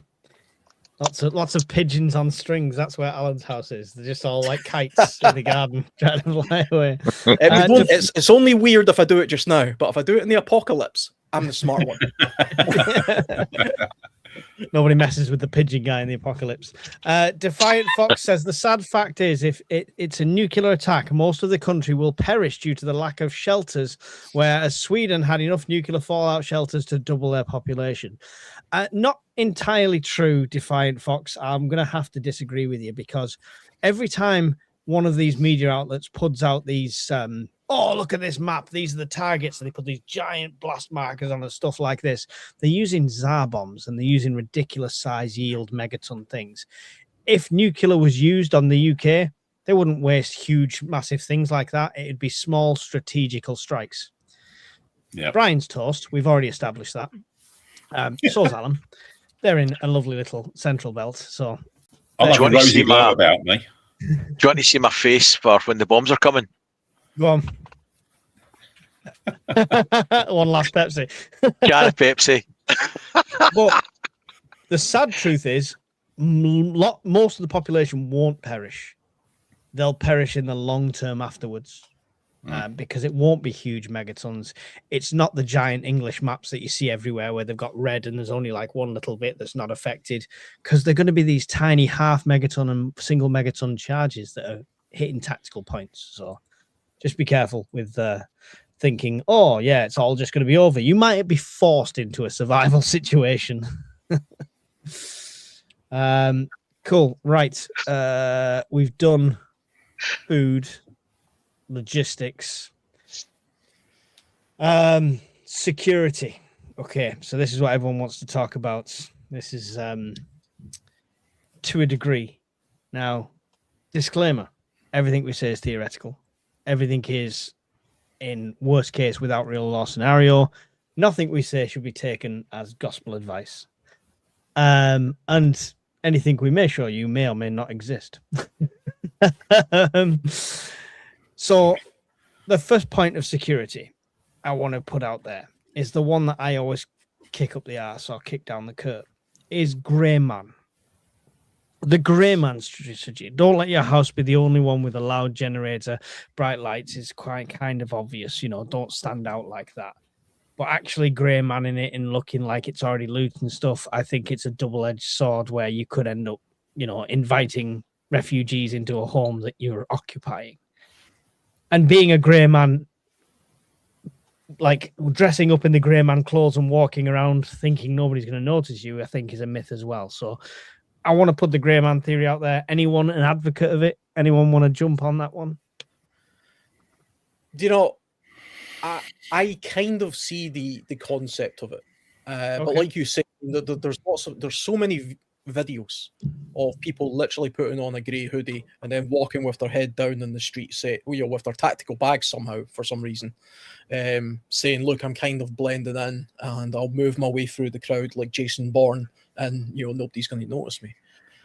That He's more noticeable than anybody else in that crowd that's just walking doing the regular thing. Yeah. I mean, it is but there's the cosplay type thing as well. You know, if you want to make your way through a crowd of football hooligans, look like a football hooligan, shout and scream as you go, but as you're sort of slightly moving out of the way, try to get to the exit, at the other side. You can kind of do that to an extent. To me, the concept of grey man is kind of just blending into the background, but that doesn't mean being separate from everybody around you. It means kind of imitating, like a cuttlefish, everybody around you to an extent.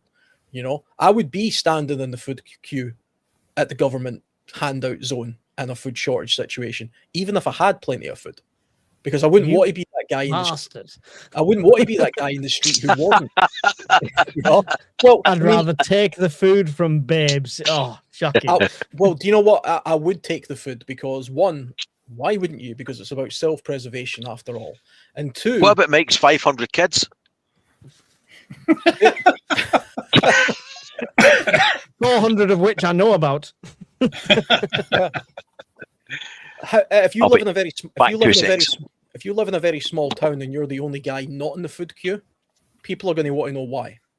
So to me, simply being there is grey manning. That's grey man to me. Going onto a bus and sort of minding your own business and sitting at the back of the bus and being observant but not sticking out like a sore thumb, just being normal, not acting shifty, not having a 511 bag, just having a normal big red school bag or something. That to me is grey man. I think that's sensible. I don't think that's out of the ordinary. The reason I fight the grey man thing, okay, so let me put my point out there, is the reason I fight it is I've got camouflage gear, right? I've got NTP jackets, DPM jackets, stuff like that, Flecton. I've got the camo nets. I've got everything like that. Not got a sniper veil yet, though, Alan. You know, we've established this. Yeah. But I've got all that stuff, and I'm in an urban environment. So you'd think, well, you're going to stand out like a sore thumb, right? Go in Manchester, go in London, and just stand there for an hour with a coffee, look around, see how many camouflage jackets you spot in that hour.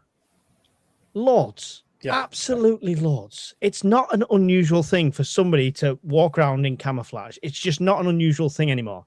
Yeah. Difference being, if I choose my bug out route, which I have done multiple ones, which happen to run along green belts within urban areas, so there's plenty of foliage, even though it's an urban area, I can blend in if I need to. And I would rather have that ability to do that than walk around looking like I'm a regular city goer, suddenly not able to hide anywhere. Yeah. I just don't see that. I don't see the, or it's the argument when people say, oh, but if you dress like a commando, people are going to target you because they're going to think you've got good stuff. No, they're fucking nuts. Yeah. If you're walking around like a grey man after the apocalypse, knowing with a bag, no matter what you're wearing, they're going to target you. I think the concept of grey man is dependent on at what level of emergency you're in. I mean, if we're talking about the apocalypse, nobody cares what a person looks like. I mean, the only thing I can think of where being head to toe in camouflage might draw attention is if there's militaries around. People will mistake you for the military, and that might be a good thing or a bad thing. You know, dressing like a policeman isn't going to let you blend in. It's going to attract attention, rightfully or wrongfully. I mean, the thing. I mean, it's weird because I try to blend into my surroundings when I go out and about as well. I don't really like camouflage. I'm not a big camouflage type guy. But all of my clothing is black and green and brown and that kind of stuff because I want to blend into the places I go. But I also don't want to stick out completely like a sore thumb. You'd be amazed how often I sometimes just put my work high-vis vest on, which I've got in the car, when I go into a petrol station, because nobody cares about a workman dressed head to toe in sort of khakis and sort of scruffy, dirty-looking clothes. They just assume I'm some sort of worker, not a guy creeping around the woods. That said, which you are in reality. That's it. You really can draw. I did a trip a few years ago to Switzerland with a friend, and we did a lot of camping in the Alps. Actually, I mean, and interesting places. And none of us were dressed like soldiers, but we had outdoor clothing on, and everybody else was wearing skiing clothing that we came across, and we could not have stuck out more. It was unbelievable, the looks that we got, and people actually asked us if we were in the army, even though we're just wearing kind of green and blacks and things like that. We stuck out to no end. It didn't matter that we could blend into the woods because most of the time we were going between places. And so a more sensible thing for us to have done would have been to at least take a ski jacket, a red one or something, and just put it on when we were passing through those areas, and then take it off and put it in your bag when you get to the place you want to blend in. That's grey man. You're grey manning your way through the area you want to grey man your way through, and then you can go into commando mode when you get into the woods if that's what you want to do. Yeah. I get that, but I just think within the UK, you can grey man in full camouflage. I've been to my local Sainsbury's in my Kit Pimp MTP jacket, and if anyone's seen it, the pockets are all loaded, so it looks like it's a Stay Puft Marshmallow Man when it's fastened up and stuff like that. And nobody batted an eyelid. Nobody looked at me funny. Even the security didn't look at me. I had enough pockets on that to fill half an aisle of Tesco into it, or Sainsbury's into it. But I bet they did draw. I bet it did draw attention though. People are just too polite. I mean, nobody's going to walk up to you and say, "Why are you wearing that?" I'm very observant. Nobody gave a second glance. I mean, it's Manchester. You're likely to see somebody in there in a pink bra and a blue haircut and a kilt and on an average Wednesday. So I would. It's a Labour supporter. Yeah, most of them. I mean, it's true. I mean, it does come down to sort of what I am kind of a fan of the grey man concept if it's done correctly. But like you say, you can kind of get away with a lot of stuff. Weirdly enough, right? I'm not plugging it, but I do have a video update of a jacket I like to wear in the outdoors. It's the M65 jacket. For anybody who knows what that is, it's kind of like the old school military jacket. Rambo wore it. I've got a black version of that. Years ago, I did a review of it, and it was very popular. I've had it for 5 years, so I've did an update review about it. But the interesting thing about that jacket is, even though it's the most generic military jacket you can possibly get, known worldwide, see if I put that jacket on with a pair of jeans and some decent boots, I could go to a bar with that, and people just think I'm a sort of retro sort of fashion statement, and they probably think it's worth 500 quid.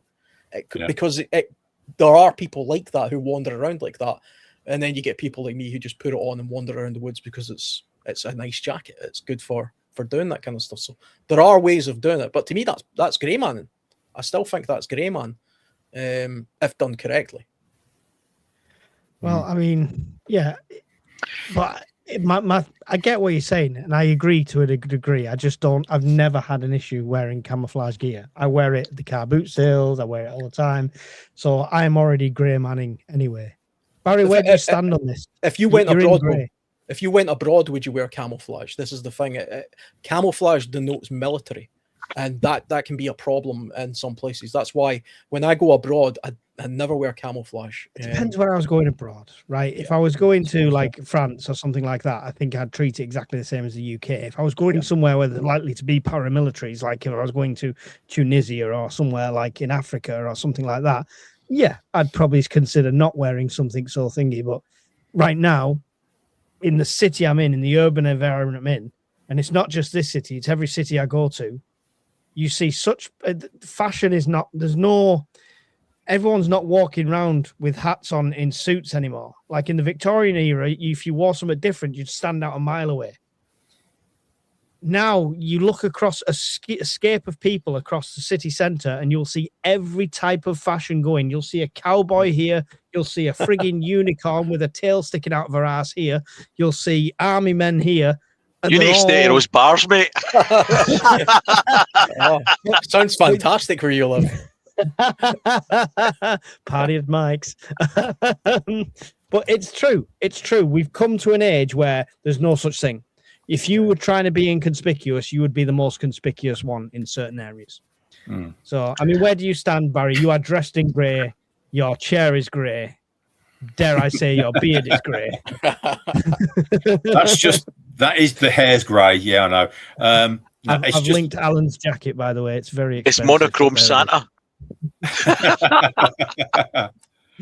Oh God, I hate you sometimes, Brian. I get that a lot. That's okay. No, I've normally when I'm not at work, I've either got jeans on or I've got combat trousers on. Mm-hmm. They're either your standard green camouflage type trousers, or the urban ones, which are like all the different blues and blacks, etc. Especially if I'm going up the allotment, I'll have a black hoodie on, those bluish combat trousers, pair of boots, and I blend in with everybody that's around me because everybody's in work gear. I mean, military gear is tough gear, and a lot of folk use it for everyday work as well. So, I mean, to be honest, I think whether you're wearing, I mean, yeah, if you're going to go full on head to toe camouflage, then yeah, you're going to stick out like a sore thumb. But if you've just got a camo jacket on, pair of jeans, boots, or camo trousers with the hoodie on and a bag slung over your shoulder, you just look like your everyday Joe going to or from work. So I've seen loads of people at the car boot sale head to toe in DPM. Trust me, you see them and you're like, you're never getting mistaken for real military. It's just yeah, there is that, so I mean, like folk will maybe give you a cursory glance, but then they'll dismiss it because there's so many people walking around with combats on or camo on, etc., that you're not giving a second glance. If I'm in my jacket, I'm in my green combat pants or my black combat pants with my camouflage jacket, my boonie hat, backpack, the lot. So do you see me then as making myself a target? Or would you think that more people would avoid somebody looking like that, thinking they might know how to handle themselves? So it's a swings and roundabouts, right? Yeah, definitely swings and roundabouts. I think as well, it depends upon who's doing the observing as well. I mean, if it's a woman dragging her kids down the street, etc., and she has a look over and you look like you can handle yourself, etc., then she's probably going to give you a cursory glance and move swiftly on. If it's a group of lads and they're looking at you, and you look like you might have something on you, regardless of whether you're in combats or civilian clothes at all, they're going to give you more than just a second glance, so. Yeah. So if you've got your unicorn outfit on and your tail hanging out your arsehole, you're still getting robbed, mate. That's the consensus. That's just you, Brian. It'd be some size of unicorn. Oh, Bob's walking around this street dressed like a Japanese geisha girl. Again, Bob. Again. Again, Bob. Oh. You ever see the Family Guy episode where they go to the cut scene of the episode of Band of Brothers, and it's all the army guys, and then right at the end it's Peter dressed as a clown. He's like, "You guys are idiots. They're going to be looking for army guys," and he's just head to toe as a clown. Yes, yes, I've seen that. We're overcomplicating something that's essentially common sense.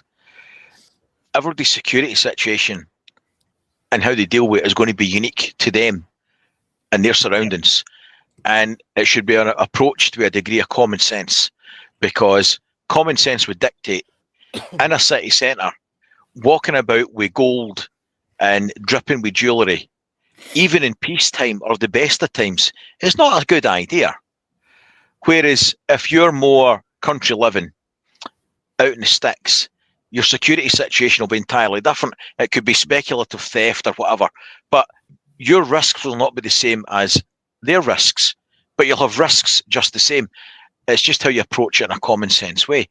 If you're out in the country, your common sense way of approaching it would be your gold is your kit, your tractor, your plough, your Gucci farm equipment. You're not going to put that out in public display for somebody to roll up with a trailer and steal it. Whereas if you've got a Rolex on or a tag watch, walking through Manchester at 1 o'clock in the morning pissed, it's a bad call. So it's just common sense. Yeah. I think you do have to. Not that I've not done it, but see, because we're talking about clothing as well, you do have to put some serious consideration into having appropriate clothing to suit the scenarios that we're talking about, like that we're likely to be in.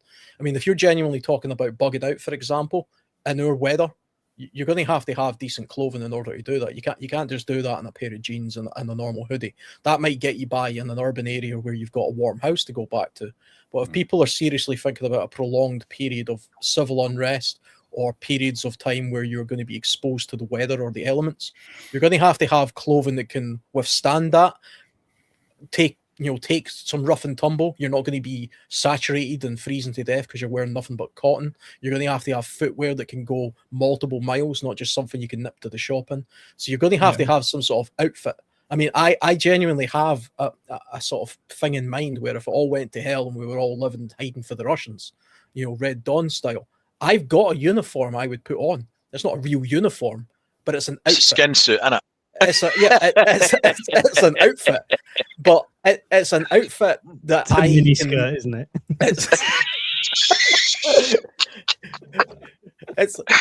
It's an outfit I know I can move comfortably through nature and maintain easier, and it's not going to kill me. It's not going to be a detriment to me, and everybody should. Mike, I think it really is a miniskirt.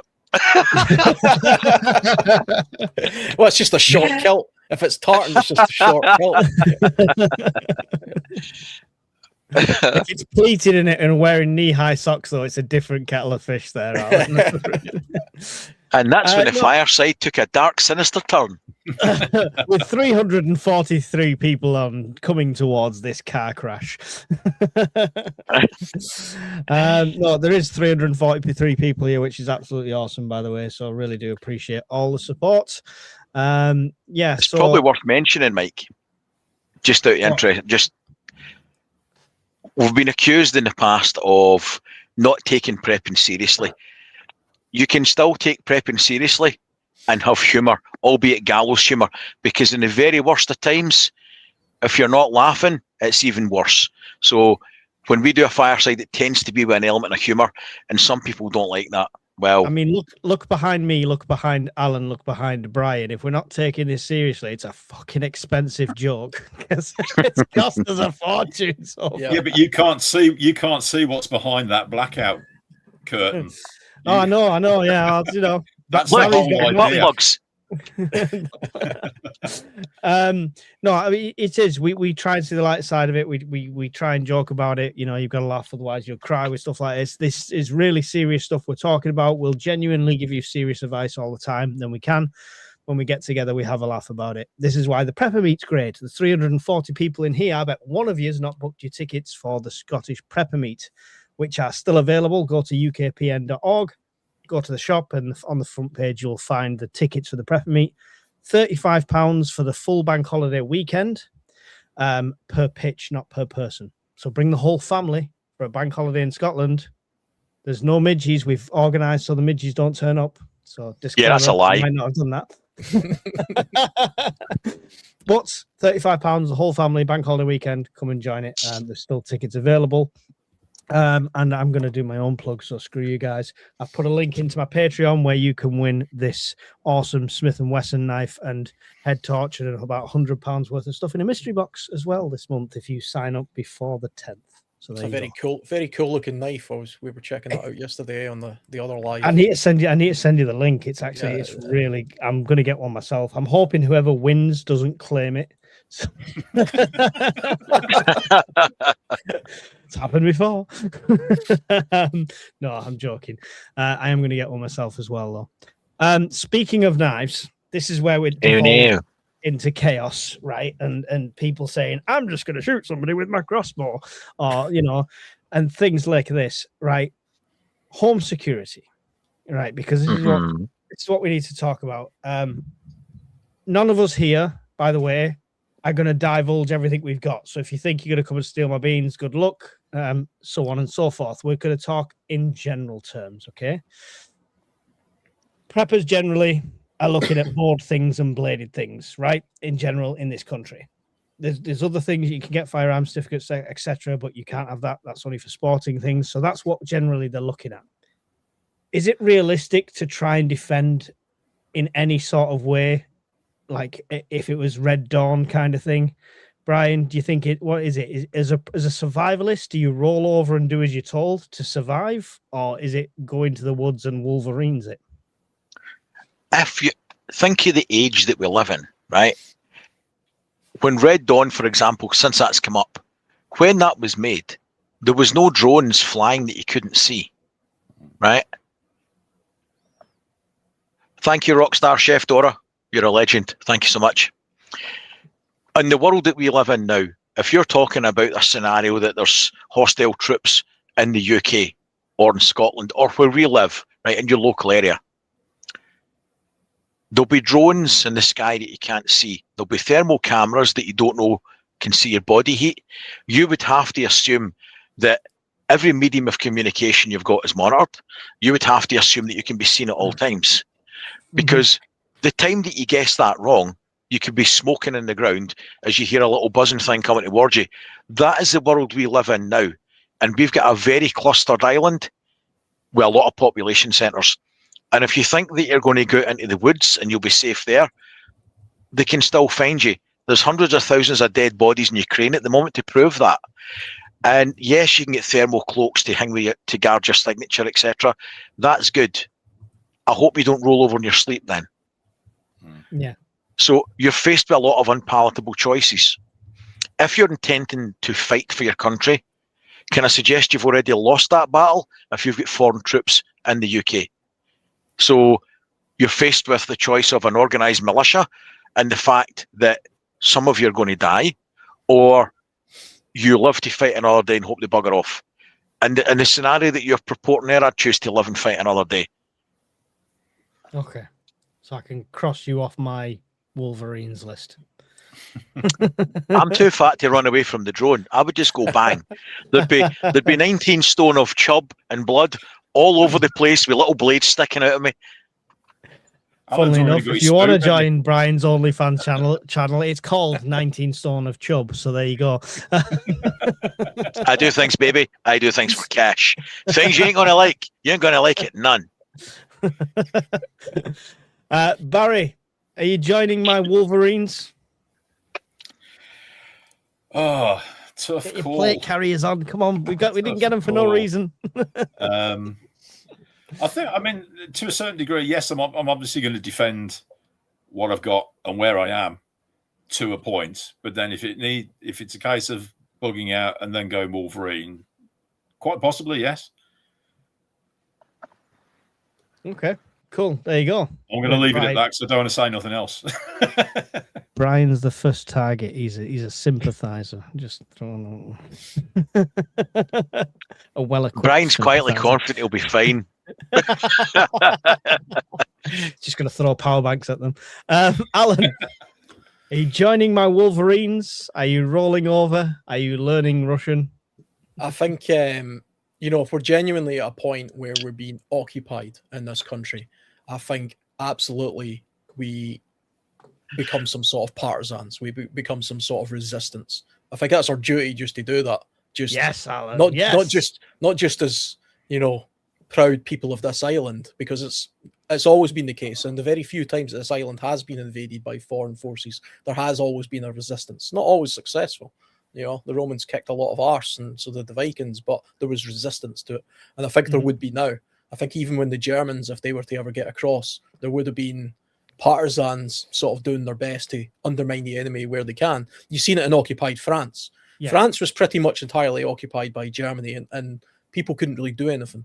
But there was people blowing up railways. There was people making it difficult. There was people spying. There was people doing things. And that's the kind of resistance I imagine we would employ, But Brian's right. I mean, we live in we've all seen these videos.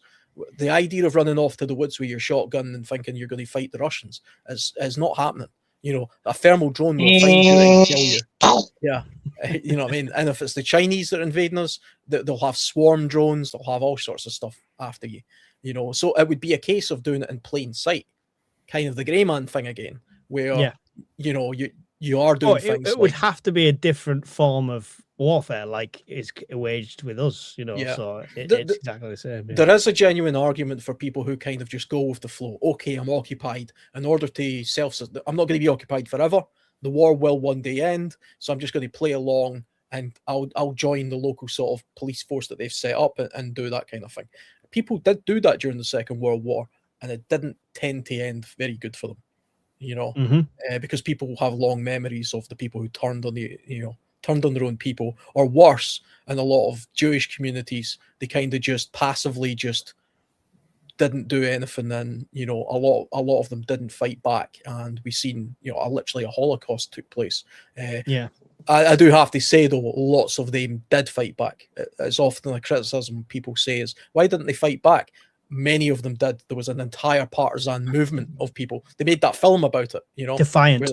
Yeah, that whole thing, that was real. That was all true. Lots of that thing Yeah. happened in Poland and Belarus and places like that. I've actually visited that place. It's an incredible place. And that's an incredible example of wilderness survival in the real world. Granted, didn't have thermal drones and stuff like that. But even with thermal drones, I think you could probably still hide to some extent in those kind of places. Not so much in the UK.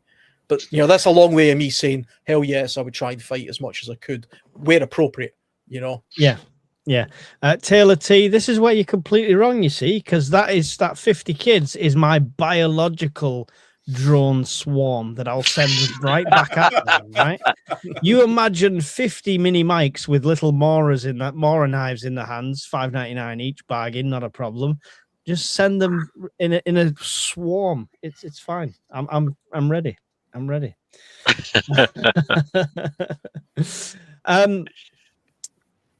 Security is not just occupied forces. Security is obviously we have food, we provide for our families. We know that 90% of the people on our streets, in our towns, in our neighborhoods don't. And desperate fathers, desperate brothers, desperate sons will do anything to make sure their family's fed. Yeah. So we have to think about home security visually and physically, and when to stand and when to run away as well for our own population. Timeline on that though. Barry, do you think it'd have to be completely rule of law out the window? I mean, they're going to target. We know they're going to target Greggs and Shoe Zone before they start going door to door, right? Because that's the way the UK works. But are we a target? Is it is it a dangerous thing? Is that going to be the case? Is neighbours going to be trying to get in? It won't happen to start with. Like you say, it'll happen maybe a few weeks to a month or so down the line once everything has broken down properly, when there's no more rule of law, there's no more government saying, right, go to this point here and collect your rations for the week or whatever, etc. When they start going door to door, yeah, that's when things are going to start getting a bit serious. But yeah, I'd say probably about a month after it's all gone pear-shaped. That's the kind of timeline I'd be thinking of at the moment. But I mean, you guys, I mean, you may well disagree. I mean, you've got more intelligence than I have, so Not at all. I mean, I don't want to say yeah to the intelligence. So. Wow, that's cold, Mike. What a crotch punch. Yeah. Jesus. Thanks, Mike. Mensa Mike puts the boot in. Yeah. Bad timing. Very. You practically said Barry go sit in the corner with the hat on. I was don't go, Barry. No, I was saying, yeah, it's a good point. The month, though, I think that I don't know if the month is too extreme. We saw people fighting over water in Spain within 3 hours. Brian, do you think blitz mentality? I want to be positive and think that communities would come together. I think community, where you live is different from where I live. Where I live is different from where Barry lives. Human nature, by and large, doesn't change. Desperate people do stupid shit that they normally wouldn't do by motivation. If they're that desperate, you need to find a motivation to encourage them not to do it. Mm-hmm. However, neighbours can be a threat, or neighbours could be a community ally. And you'll know your neighbourhood better than anybody else. Whether that's we're talking the row of your houses, your street, your village, right? And that would be as far as I would take the concept for this discussion.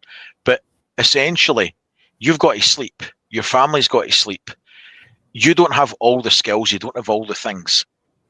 Even if they've not got a lot of food next door, they have got 2 arms and 2 legs, hopefully, and that has got value all of its own. You could, for talking's sake, use your power bank with your solar panels and charge their radio for them, or something else. You could trade what you've got, maybe a couple of ration bars, for they go and chop you some logs, get you some firewood, walk down and get some buckets of water. You can't be an island. Mm-hmm. No matter how good your security situation is, numbers really does matter. And I'm happy to stick with the premise of 90 and 90. 90% in 90 days. If it was a really bad event, but if we're talking a conventional war, I don't think the blitz mentality and spirit of good old Blighty exists anymore, because we've got a fractured culture that has lost. But I'll expand on it. I was just going to put in the point that if we look at Ukraine, maybe their culture was a Western culture before, and maybe similar sort of thing, and it's took the war to bring that out of them, and they are much more of a community now, where they've had to police themselves, they've had to catch the burglars in their own communities, they've had to come together when heating's going down, stuff like that. So it's kind of grown this blitz mentality by being forced into that situation. The easiest way to answer that would be with a question. Do you think that would work in the town or area where you live in? Small scale, my street, yes, manageable. Large scale, the town, no. Yep. Too many. There's okay. Yes, to a degree, but there's too many factions that already. I'm going to use the word factions because that's the safest way. There's too many factions that already exist that will have already come together as communities that will be enforcing their own laws. When we wax when we wax lyrical about the And we blitz wax mentality, Snip that clip. That's a clip bit. That. when we wax lyrical about the good old days and the blitz mentality, and your house has been blown up, and dear old Ethel next door brings you a cup of tea. Reality check, folks, that's gone. That society doesn't exist anymore, because that society was before multiculturalism was a blue-haired woke great idea that's not a good idea and hasn't worked. So that sense of community is broken because that community doesn't exist anymore. You can't have a sense of community when you don't have community. That is the big problem. And that'll be area by area. Not every area is going to be the same. Not every part of the country, not every street is going to be the same. So that's why your security situation is going to be unique to your area and the people around about you. But I genuinely think that the blitz mentality and spirit that you had in the Second World War cannot be a thing now because of how fractured the country is. And also, at that time, people were more self-sufficient. They could do things for themselves. They understood how to cook, how to grow. And I mean cook, not heat something in a microwave. They were resilient people because they had to be. Whereas now people expect, know their rights, and entitled to everything, but deliver nothing in return. The simple concept of please and thank you is largely forgotten. So that's what I think. How quickly would that learning curve change? This is what I'm saying with Ukraine and what they went through. Big city environment, similar sort of culture. I'm sure the kids were all the same around there. I'm sure the teenagers were the same. I'm sure they had the same sort of issues. How quickly do you think that their culture's not the same though? That is the problem. Theirs isn't. Right. They haven't had the open door policy that we've had for 20 years. They were much more rigid in the application of who they let in and the common sense approach in which they took. We haven't had that. And anybody that dissents here that says it's a bad call, that we should be more sensible and realistic, is largely badged as racist or other horrible shit. Yeah. So I think that, like I said earlier on, your situation is unique to you and your area. Their situation is entirely unique to them, whereas ours is different, and yours is different from mine, and mine is different from Alan's, and Alan's is different from Barry's. So part of your preps is knowing the ground that you're in and the ground truth that revolves round about you. And that's as much an important prep as any tin of beans or a tin opener or a box of matches.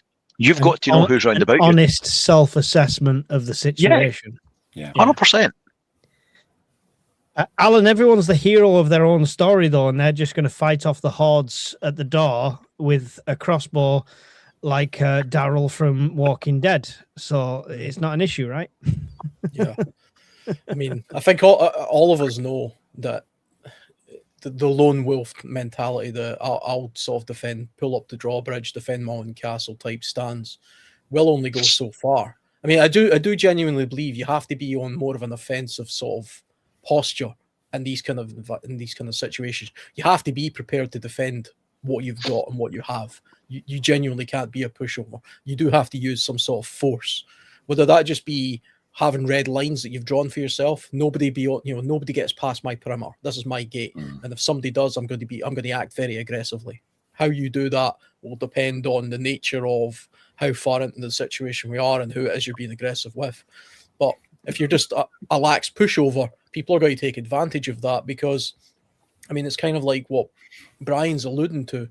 We do live in a culture where, people will take advantage of stuff. There will be gang mentalities. There will be mob mentalities. People will group together. It doesn't matter who they are. Like-minded people will group together. Youths, young fighting age men of all nationalities will group together and form gangs. Young rapscallions. We've got a romanticized notion of how the Blitz was. There were still black markets in the Blitz. There were still gangs running around in the Blitz. There was still theft going on, but there was a very harsh approach to criminality back in those days, because it was seen that anybody taking advantage of things like that were the lowest of the low. I'm kind of glass half full. I kind of do think Britain probably still has got some of the Blitz mentality, and all of the wokery and all of the softness that we've got now from decades of peace would eventually, the hard reality of our situation would push that away, I think.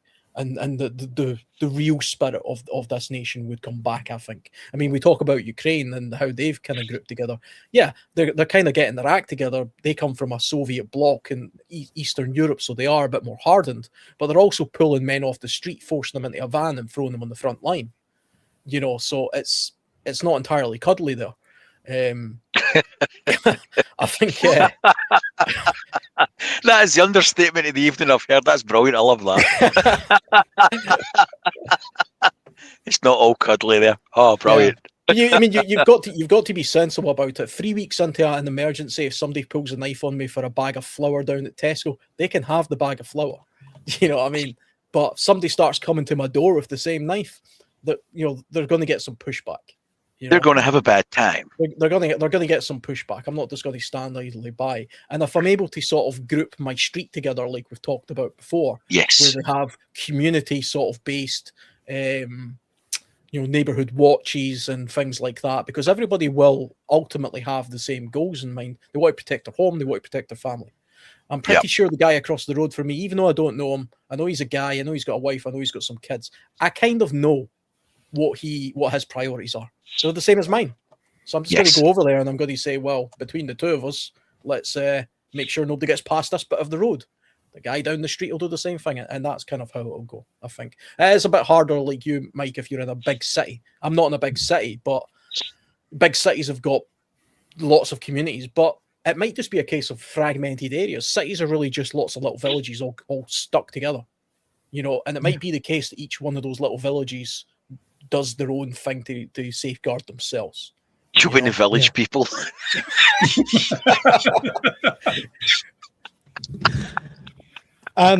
It's. I want to be the cowboy one.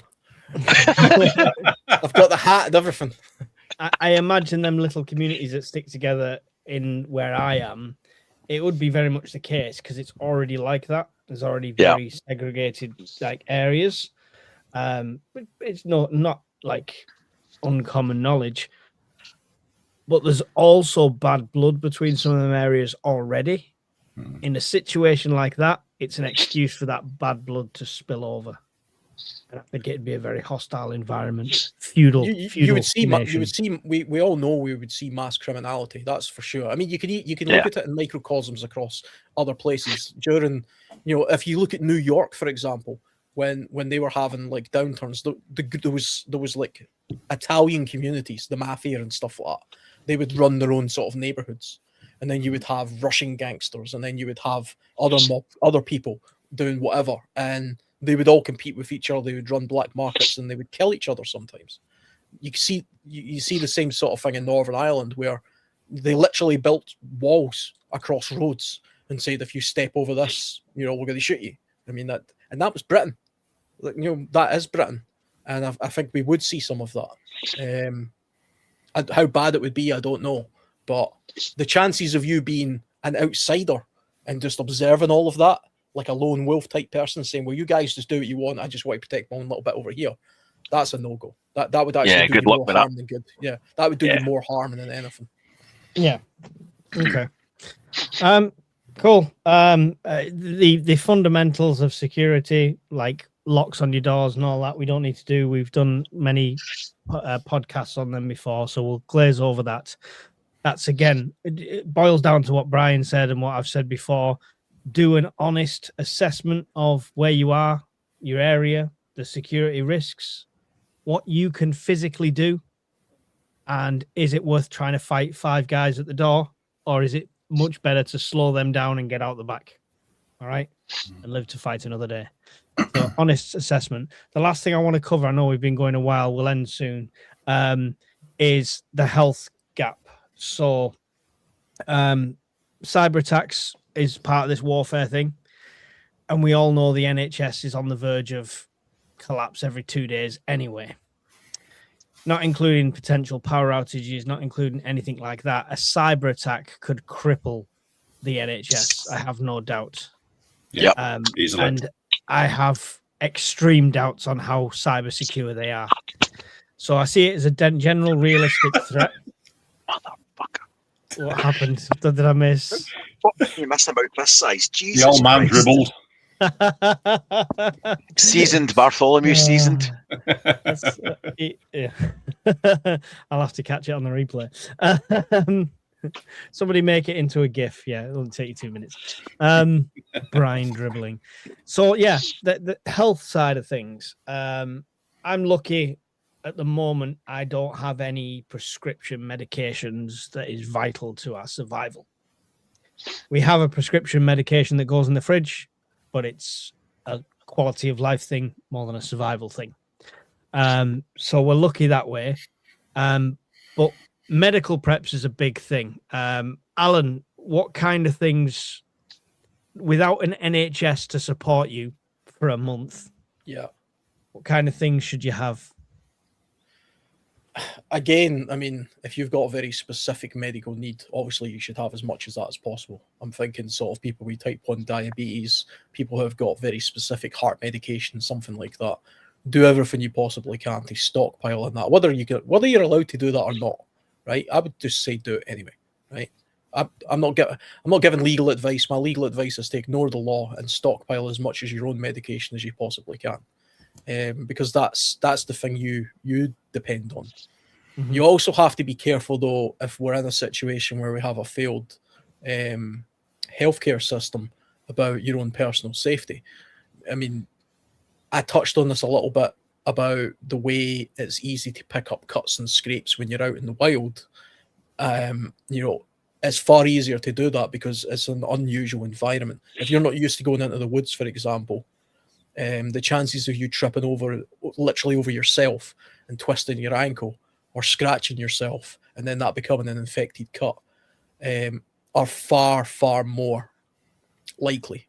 And if you don't have a medical system there to give you antibiotics, for example, for a simple cut that you've picked up, you could be in a lot of trouble. So you do have to be more careful. Again, that's just a kind of common sense thing. Whether you want to stockpile things like antibiotics if you can get a hold of them or other drugs, I suppose that's entirely up to you. Personally, I don't do that. The only thing I've got a little bit of a stockpile of is I've got like aspirin and things like that. I don't need that though. I don't have a medical condition yet at my age, and neither does anybody in my household. It's coming. It's coming soon, Alan. That's right the thing, to your door. It is coming to us all. It's coming to us all. And I think you've made the point before, Mike, that the number one thing that every prepper, every survivalist, every person should do, but nobody wants to talk about, is be as healthy and fit as possible. And then a failed medical choir, system. Guys. 360 people is about to drop down to 7 because he said the fitness word. Take it to the limit. It's the ultimate health safeguard. It's the ultimate thing, Yeah. Have a good immune system. It's eat healthier and look after yourself more. Says me who drinks beer while I sit here talking about it, but that's fine. No, that's all right. That's all right. That's fine. Everything's moderation, right? It's not asking you to be super fit or anything. It's when I'm on the hard spirits or I'm drinking the camp stove stuff, then you know I've lost it. You'll know it's hitting the fan then. The antibiotics, I would definitely recommend people looking at Neosporin. You can get it on eBay in this country. You can also get a version of it, like a triple antibiotic cream, which is not Neosporin, but it's similar sort of stuff on Amazon and things like that. That's the safest, easy way to have, like, if you've got a cut or a wound, that on it is potentially stop you needing more antibiotics. Other things are you can go on a sailing adventure or be booking a sailing adventure around the world. So then you can get a pack from a GP. Is it MedMD, Brian? Anytime doctor. Anytime doctor, that's the one, yeah. Yeah, you can go on there and let them know that you're going to be nowhere near a doctor for several weeks. So they'll sell you a pack of overpriced medication, which contains antibiotics. A range of antibiotics. A range of antibiotics. There you go. So there's all sorts of ways. The old fish antibiotics thing is no longer. That's gone. That used to be a thing. That's gone now. Barry, medical preps. You kind of in that industry or within that industry. So it must Barry's be a drug dealer. Yeah. Cover blown. Thanks, Ryan. Well, Straight, that's it. Straight snitch. Look at that. Bones drug dealer.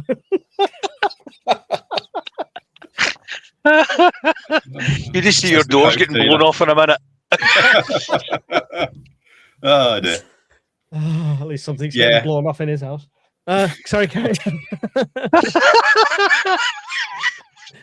Go ahead, Barry. You're taking abuse all over the place today. So sorry. Karma's killing Brian. We're all right. Yeah, I mean, like your basic first aid kits, have as many of them as you can cheerfully get. And then, as you say, you've got your antibiotics, as both you've mentioned, Mike and Brian's mentioned. Prescription meds, yeah, obviously, the stuff you're going to get from the doctors, etc. You're only going to be able to get a limited supply that way. But I mean, make sure you've got plenty of your consumables like bandages, plasters, safety pins, anything like that. You haven't got to go full on medical, army medical grade stuff, because some of it can be expensive, some of it can be difficult to get hold of. But so long as you've got a fairly decent first aid kit and the knowledge to use everything contained in that first aid kit, you should be okay. If you've got the time and you can get access to, go and do a first aid course somewhere. St. John's do them for free. Most work environments will do them as well.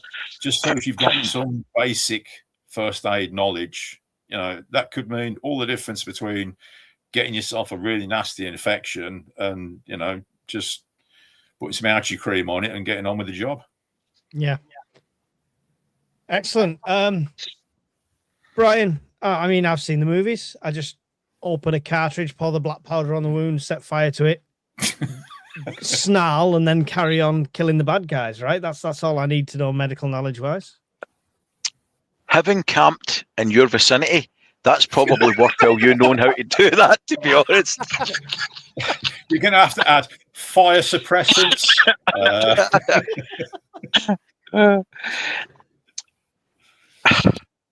Don't stock what you've not been trained to use, like Barry just said.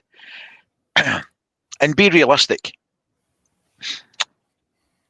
If you're saving somebody's life and shit hits the fan and you've nowhere to send them to, right? So they've got a compound fracture exposed through the skin, right? But you've done a one-day workplace health and safety course, first aid course, and you've got like a box of plasters, right? And the thinnest of crap bandages. But you've saw on YouTube or watched a film and you're going to reset that fracture with some twigs and shit, right? Before you send them to what? The imaginary doctor that's going to come out in a horse or something? Absolute bollocks. Stick to the simple stuff. Stick to within your skill set, right? Burns, small wounds. If you've got tourniquets you've been trained to use, good tourniquets, then keep them. But bear in mind, if you've got nobody to send them to, what are you putting it on for? I mean, if you're saving somebody's life to stop the red stuff coming off and the hospital's got blown up 6 weeks ago, I mean, at some point there's a kindness involved here. Can I suggest? That's a hard call to make with family. But yeah. Be aware. Then you just put it into the hot coals and cauterize it like the Romans did, and there you off you go. I learned all my medical stuff from Rambo and Spartacus. You can cauterize a wound with gunpowder. That is a real thing, by the way. I wouldn't recommend that. No. You do. See, the next time I go camping, we used to. If I get as much as a fucking splinter, don't touch me. Stay the fuck away. Mike almost killed himself the very first day we were there. And it was hilarious. That's steep when you come down this. Oh, you fucker! Like that. Oh. Shit, man, you okay? Oh, I'm all right. It's still funny. But lives in our memories rent free. Antibiotics and things, I stock. People were asking earlier on. I do stock them, and If you've got an abscess, for talking's sake, in your mouth, you can order antibiotics online. I don't think preppers having a stock of antibiotics is going to cause the country to have overnight immunity to antibiotics, right? And antibiotic resistant viruses are going to go through the roof. That's bollocks, right? Yeah. I think it's a reasonable prep to make. Anytime doctor's really expensive and it's short dates on the antibiotics that you do get, for 99 quid, whilst I've got them, I've got it for there, I won't be buying it from there again. There's easier ways to do it, and I'll leave it at that. Yeah. That's why you need to come along to a prepper meet. We can talk about things.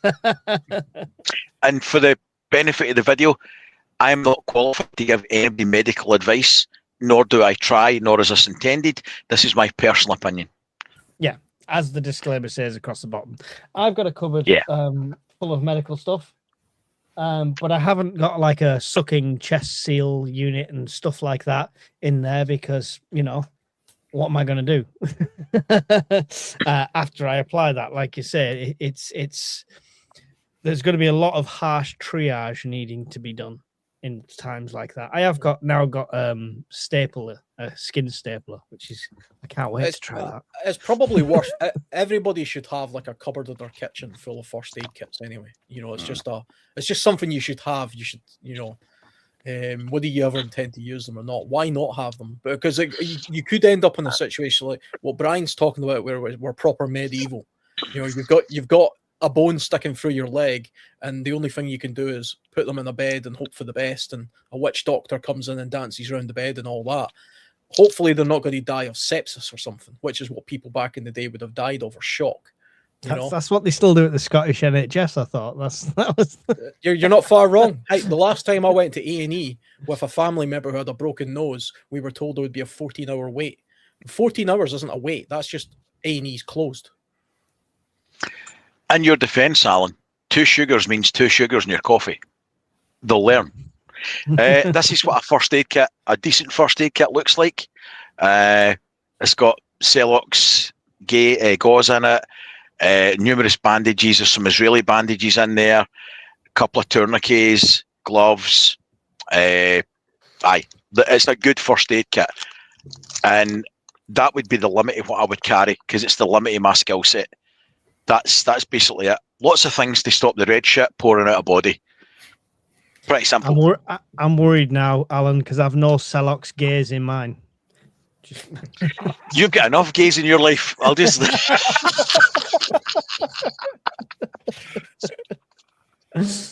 And now people think Brian's homophobic. Great. That's it. It's another 2 subscribers you've lost. Or gained. Don't leave. It's okay.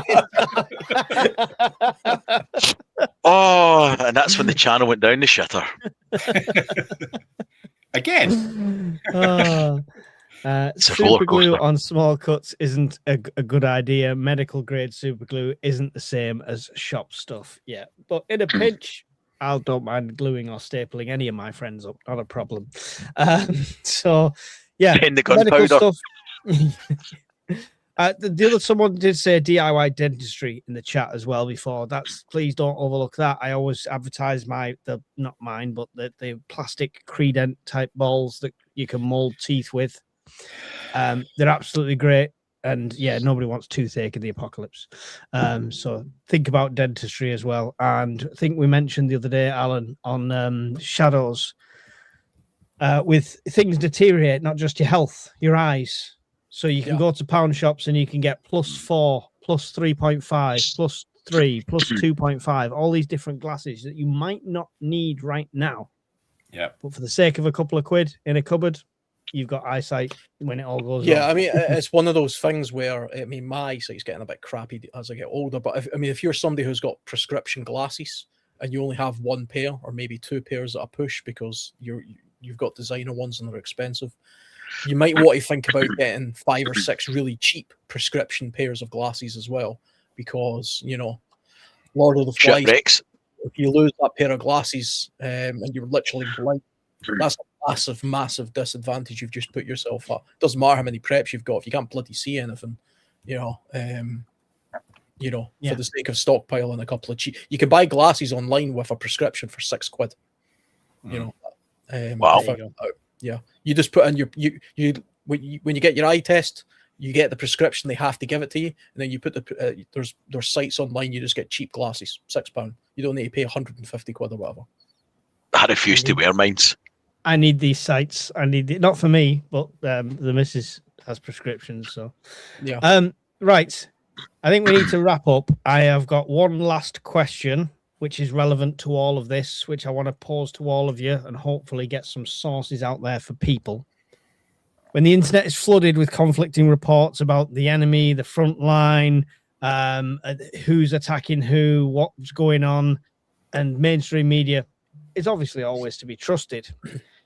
What media sources do you use to keep an eye on, and what do you trust enough to make that decision whether to stay put or to flee? So, Alan. I don't trust any mainstream media enough to a point where I'm going to sort of advertise them as yes, go to this website or go to this news organization and take everything they say to heart. From a local point of view, you know, I'm going to pay attention to local emergencies, you know, whether that be a weather event or impending doom of some description. If we're being fed that information, we could probably ascertain where the source is coming from. If the BBC are saying it, as much as I dislike them, and Sky News, there's probably some truth in it. So, I mean, I wouldn't ignore it. If the BBC suddenly flashed up right now, we're about to, you know, a tidal wave is on the way, I wouldn't ignore them thinking, yeah, whatever, BBC, try to get tax money out of me. I would take that as possible. Any excuse for the TV license. Yeah, I'm not falling for that. I'm not looking at your iPlayer just to find out that. But I mean, I get my information from different sources just generally. I think I've said before, I've got about 6 different sources, and every single one of them is biased. Every single one of them. But between the 6 of them, I can kind of ascertain a little bit what that side is genuinely thinking, and then piece things together that way. I mean, I follow a lot of American politics, so I'll listen to Daily Wire, you know, Ben Shapiro, who's very right-wing and obviously very much on Trump's side, but at least I get to know what their side of the world is thinking, as opposed to what CNN is talking about, because, you know, they hate Trump type thing. So, but I'll listen to a little bit of both, and I can see that. I'll look at ground news, because that gives me a rundown of all the different headlines of what's going on, and it also tells me whether it's left or right or centre, because that makes a difference. We live in a world where it's, you know, if you're left wing, you're right wing, you have a world view, and you have a very particular opinion. Unfortunately, the media is either left or right. There is no genuine, completely impartial news. That's never been the case, and it's taken me years to get to this point in life where I really see it for what it is. It's very, very biased to one direction. Mostly left. For some reason, it is mostly left. And the right-wing media outlets, both in the UK and the US, are usually a little bit crazy. You know, they're not giving good information. The left, at least, are smarter about it. But you just have to know what's left, what's right, what's likely to be wrong, what's not likely to be wrong, and then group it all together and make your own view from that. That's how I do it anyway. Yeah. Cheers, Dios, for the 556. I got a skin stapler. Can't wait to try that out. He's quoting me. That must be the best quote for the live stream then. Barry, same question to you. Sources of media, who would you trust and when to flee and stuff like that? Anything you can give to the peoples? I think the more information you get from sources that you feel like you can trust to at least sort of 80 to 90% is going to benefit you regardless.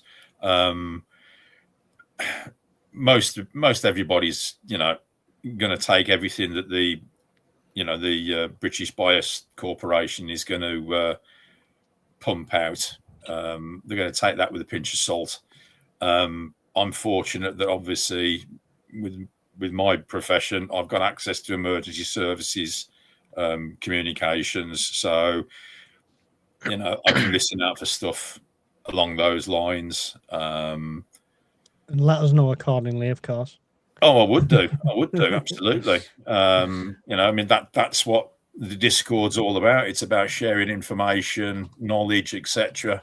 And if something we can say saves a life potentially, then that's can only be good. So yeah, local knowledge as well is going to be your main topic you want to be listening to. It's no good listening to the BBC or whoever if whatever they're telling you is 400 miles away and it's not going to affect you.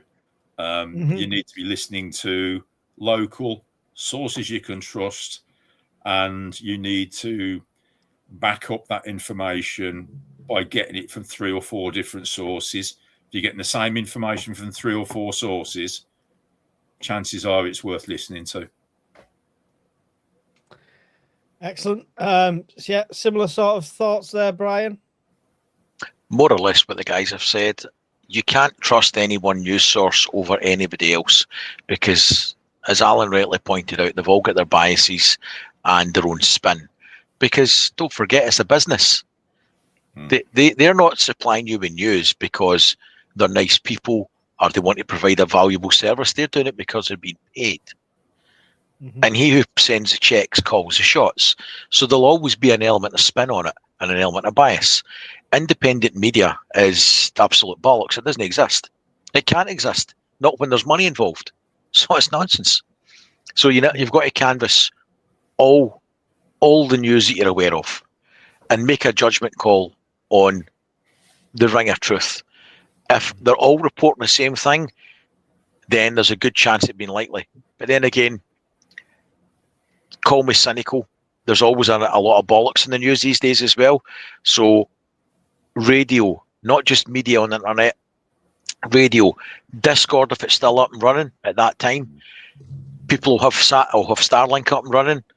There's Meshcore will be up and running. Word of mouth, right? We've got people all over the country. If somebody on Discord's telling you and sending pictures on Discord that they've got bombs and parachutes dropping out the sky, then I'm going to believe that. If the BBC tell me it, then I'd probably want to see the parachute. Yeah, want to see the canopies open first. There's literally hundreds and hundreds of posts on Facebook right now of completely fake news of things like American aircraft carrier sunk by Iran. I seen that one earlier on, and just stupid stuff. But people realize very quickly as well, because I saw a magic carpet chasing an American jet with a machine gun mounted on it. Yeah, but it's another danger. Sounds legit. It's another danger we all have now is AI slop, and AI slop in the news is a real phenomenon, and we just have to kind of wade our way through it, unfortunately. No is the answer. Yeah, correct. No, that's excellent. 331 people in here still. We are just about to end. Please stick around, and the guys can quickly tell you about their channels. First of all, I'd like to tell you about Miss Worm's channel, publish author, awesome chief moderator, keeping all our other moderators in check, and of course all of you guys in check as well. John Platt, thank you for the gifted membership, whoever lands that one. So yeah, go and check out her book online. Go and check out her channel at Miss Worm, which is growing exponentially at the moment. So get in while the getting's good. It's great. You might want to listen to it at bedtime. I like to listen while I'm washing up, so go and check out her stories. Brian, tell us about Scottish Prepper 73. 1 minute. He's an asshole. Go. I tend to do things that interest me, so predominantly with a spin on solar power, generator sets, things to make your life easy for the unexpected, freeze-dried food, general news that might affect or make you want to prep, things that are going wrong in the world, things that are going wrong in the country, things that are going wrong in the local area, and projects that I'm doing to try and make my life a bit easier. So, like the next video will be on a diesel heater as a secondary heat source, pumping heat into the house should the grid go down, or my heat pump, which has broke down 3 times in the last 6 months because it's a piece of shit Valiant. There you go. Preps that are practical even now. Barry, elevator pitch, Browncoat Prepper, go. prepping from the novice point of view, doing it on the cheap, nothing filtered. It's just basically I try stuff out, and if it doesn't work, you guys get to know it, watch it, and have a laugh. There you go. Sold. Miss Worms also posting all these channels as links in there, so make sure you go over and show some love. Alan, the world survivalist, newly hitting his benchmarks, earning his massive big bucks through YouTube. How are you going to generate that cash this week, Alan? It's only thanks actually to these kind of chats coming on here that I've been able to do that, because my channel's years old. I said this in a previous thing, and it was kind of inconsistent, so it's only been in the past sort of 6 or 7 months that I've been speaking to you guys, and the group of people who follow us in this chat have pushed me over the line. Now I've been able to monetize the channel, which hopefully will get me to, push me to do more content. So thanks very much, guys. Thanks everybody for that. My channel is largely based mostly and focused on the wilderness side of things, camping, wildernessy type survival stuff, kit reviews. There's a little bit of talking head stuff in there I've chucked in just to see if that gets any interest. It's good. Keep that up. It's good. Hopefully there'll be a little bit more prepper type stuff as well, a bit more chat like this. And I am behind a little bit with the actual proper camping stuff, which has its own separate audience, but I do have some backlog of that. So hopefully there'll be more of that soon. But it's more camping, wildernessy type stuff than anything else. Excellent. And if you're watching on any other channels, I'm Mike, the UK Urban Prepper. My only claim to fame is bringing a bunch of idiots together so I can steal their knowledge and make a channel out of it. So I've done quite well off bringing a bunch of people together and stealing all their knowledge. So instead of plugging my channel, one last chance. If you join Patreon before the 10th, I'm giving away this Nebo head torch, this awesome Smith & Wesson search and rescue knife, alongside lots of other goodies, which are no longer going to be in a mystery box. They're going to be in a mystery dry bag, because I don't have a box. So the dry bag is going to be part of the gift as well. So loads of stuff in there that's going to go to one winner who supports me on Patreon, which is the best way to support me. So with that said, and you know all these guys' channels, there's nothing else to say. Brian, final thoughts and goodbyes? We live in exciting times. Just do what we do. We'll get through it one way or another, no matter what happens, and don't let it overtake your life.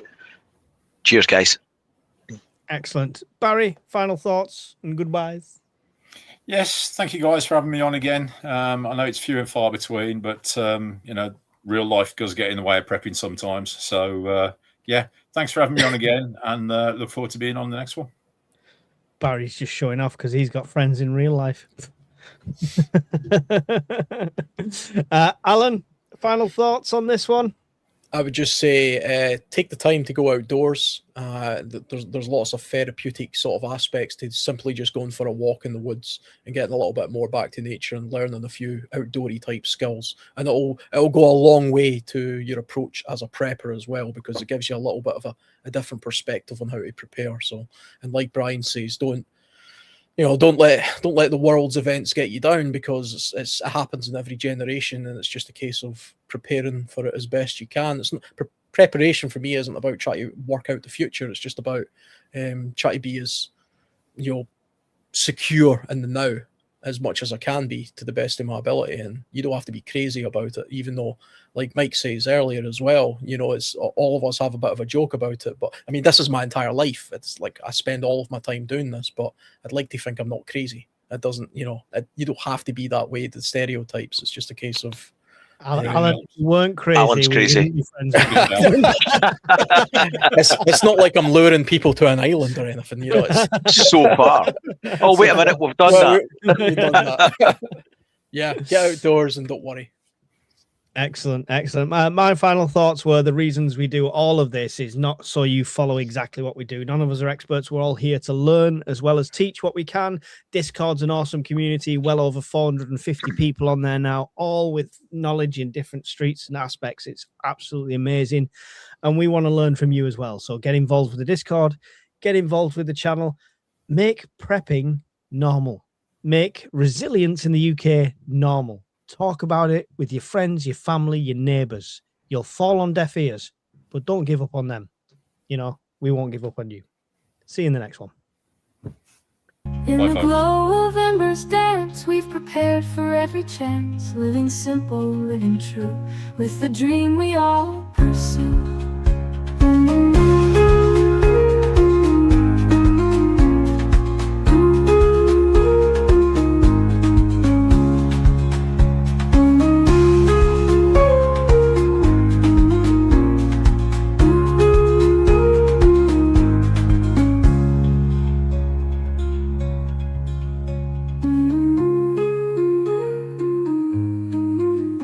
In the glow of embers dance, we've prepared for every chance, living simple, living true, with the dream we all pursue.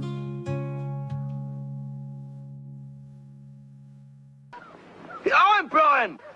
I'm Brian! I'm Brian! I'm Brian! I'm Brian and so's my wife! Right, take him away and release him. No, I'm only joking. I'm not really Brian.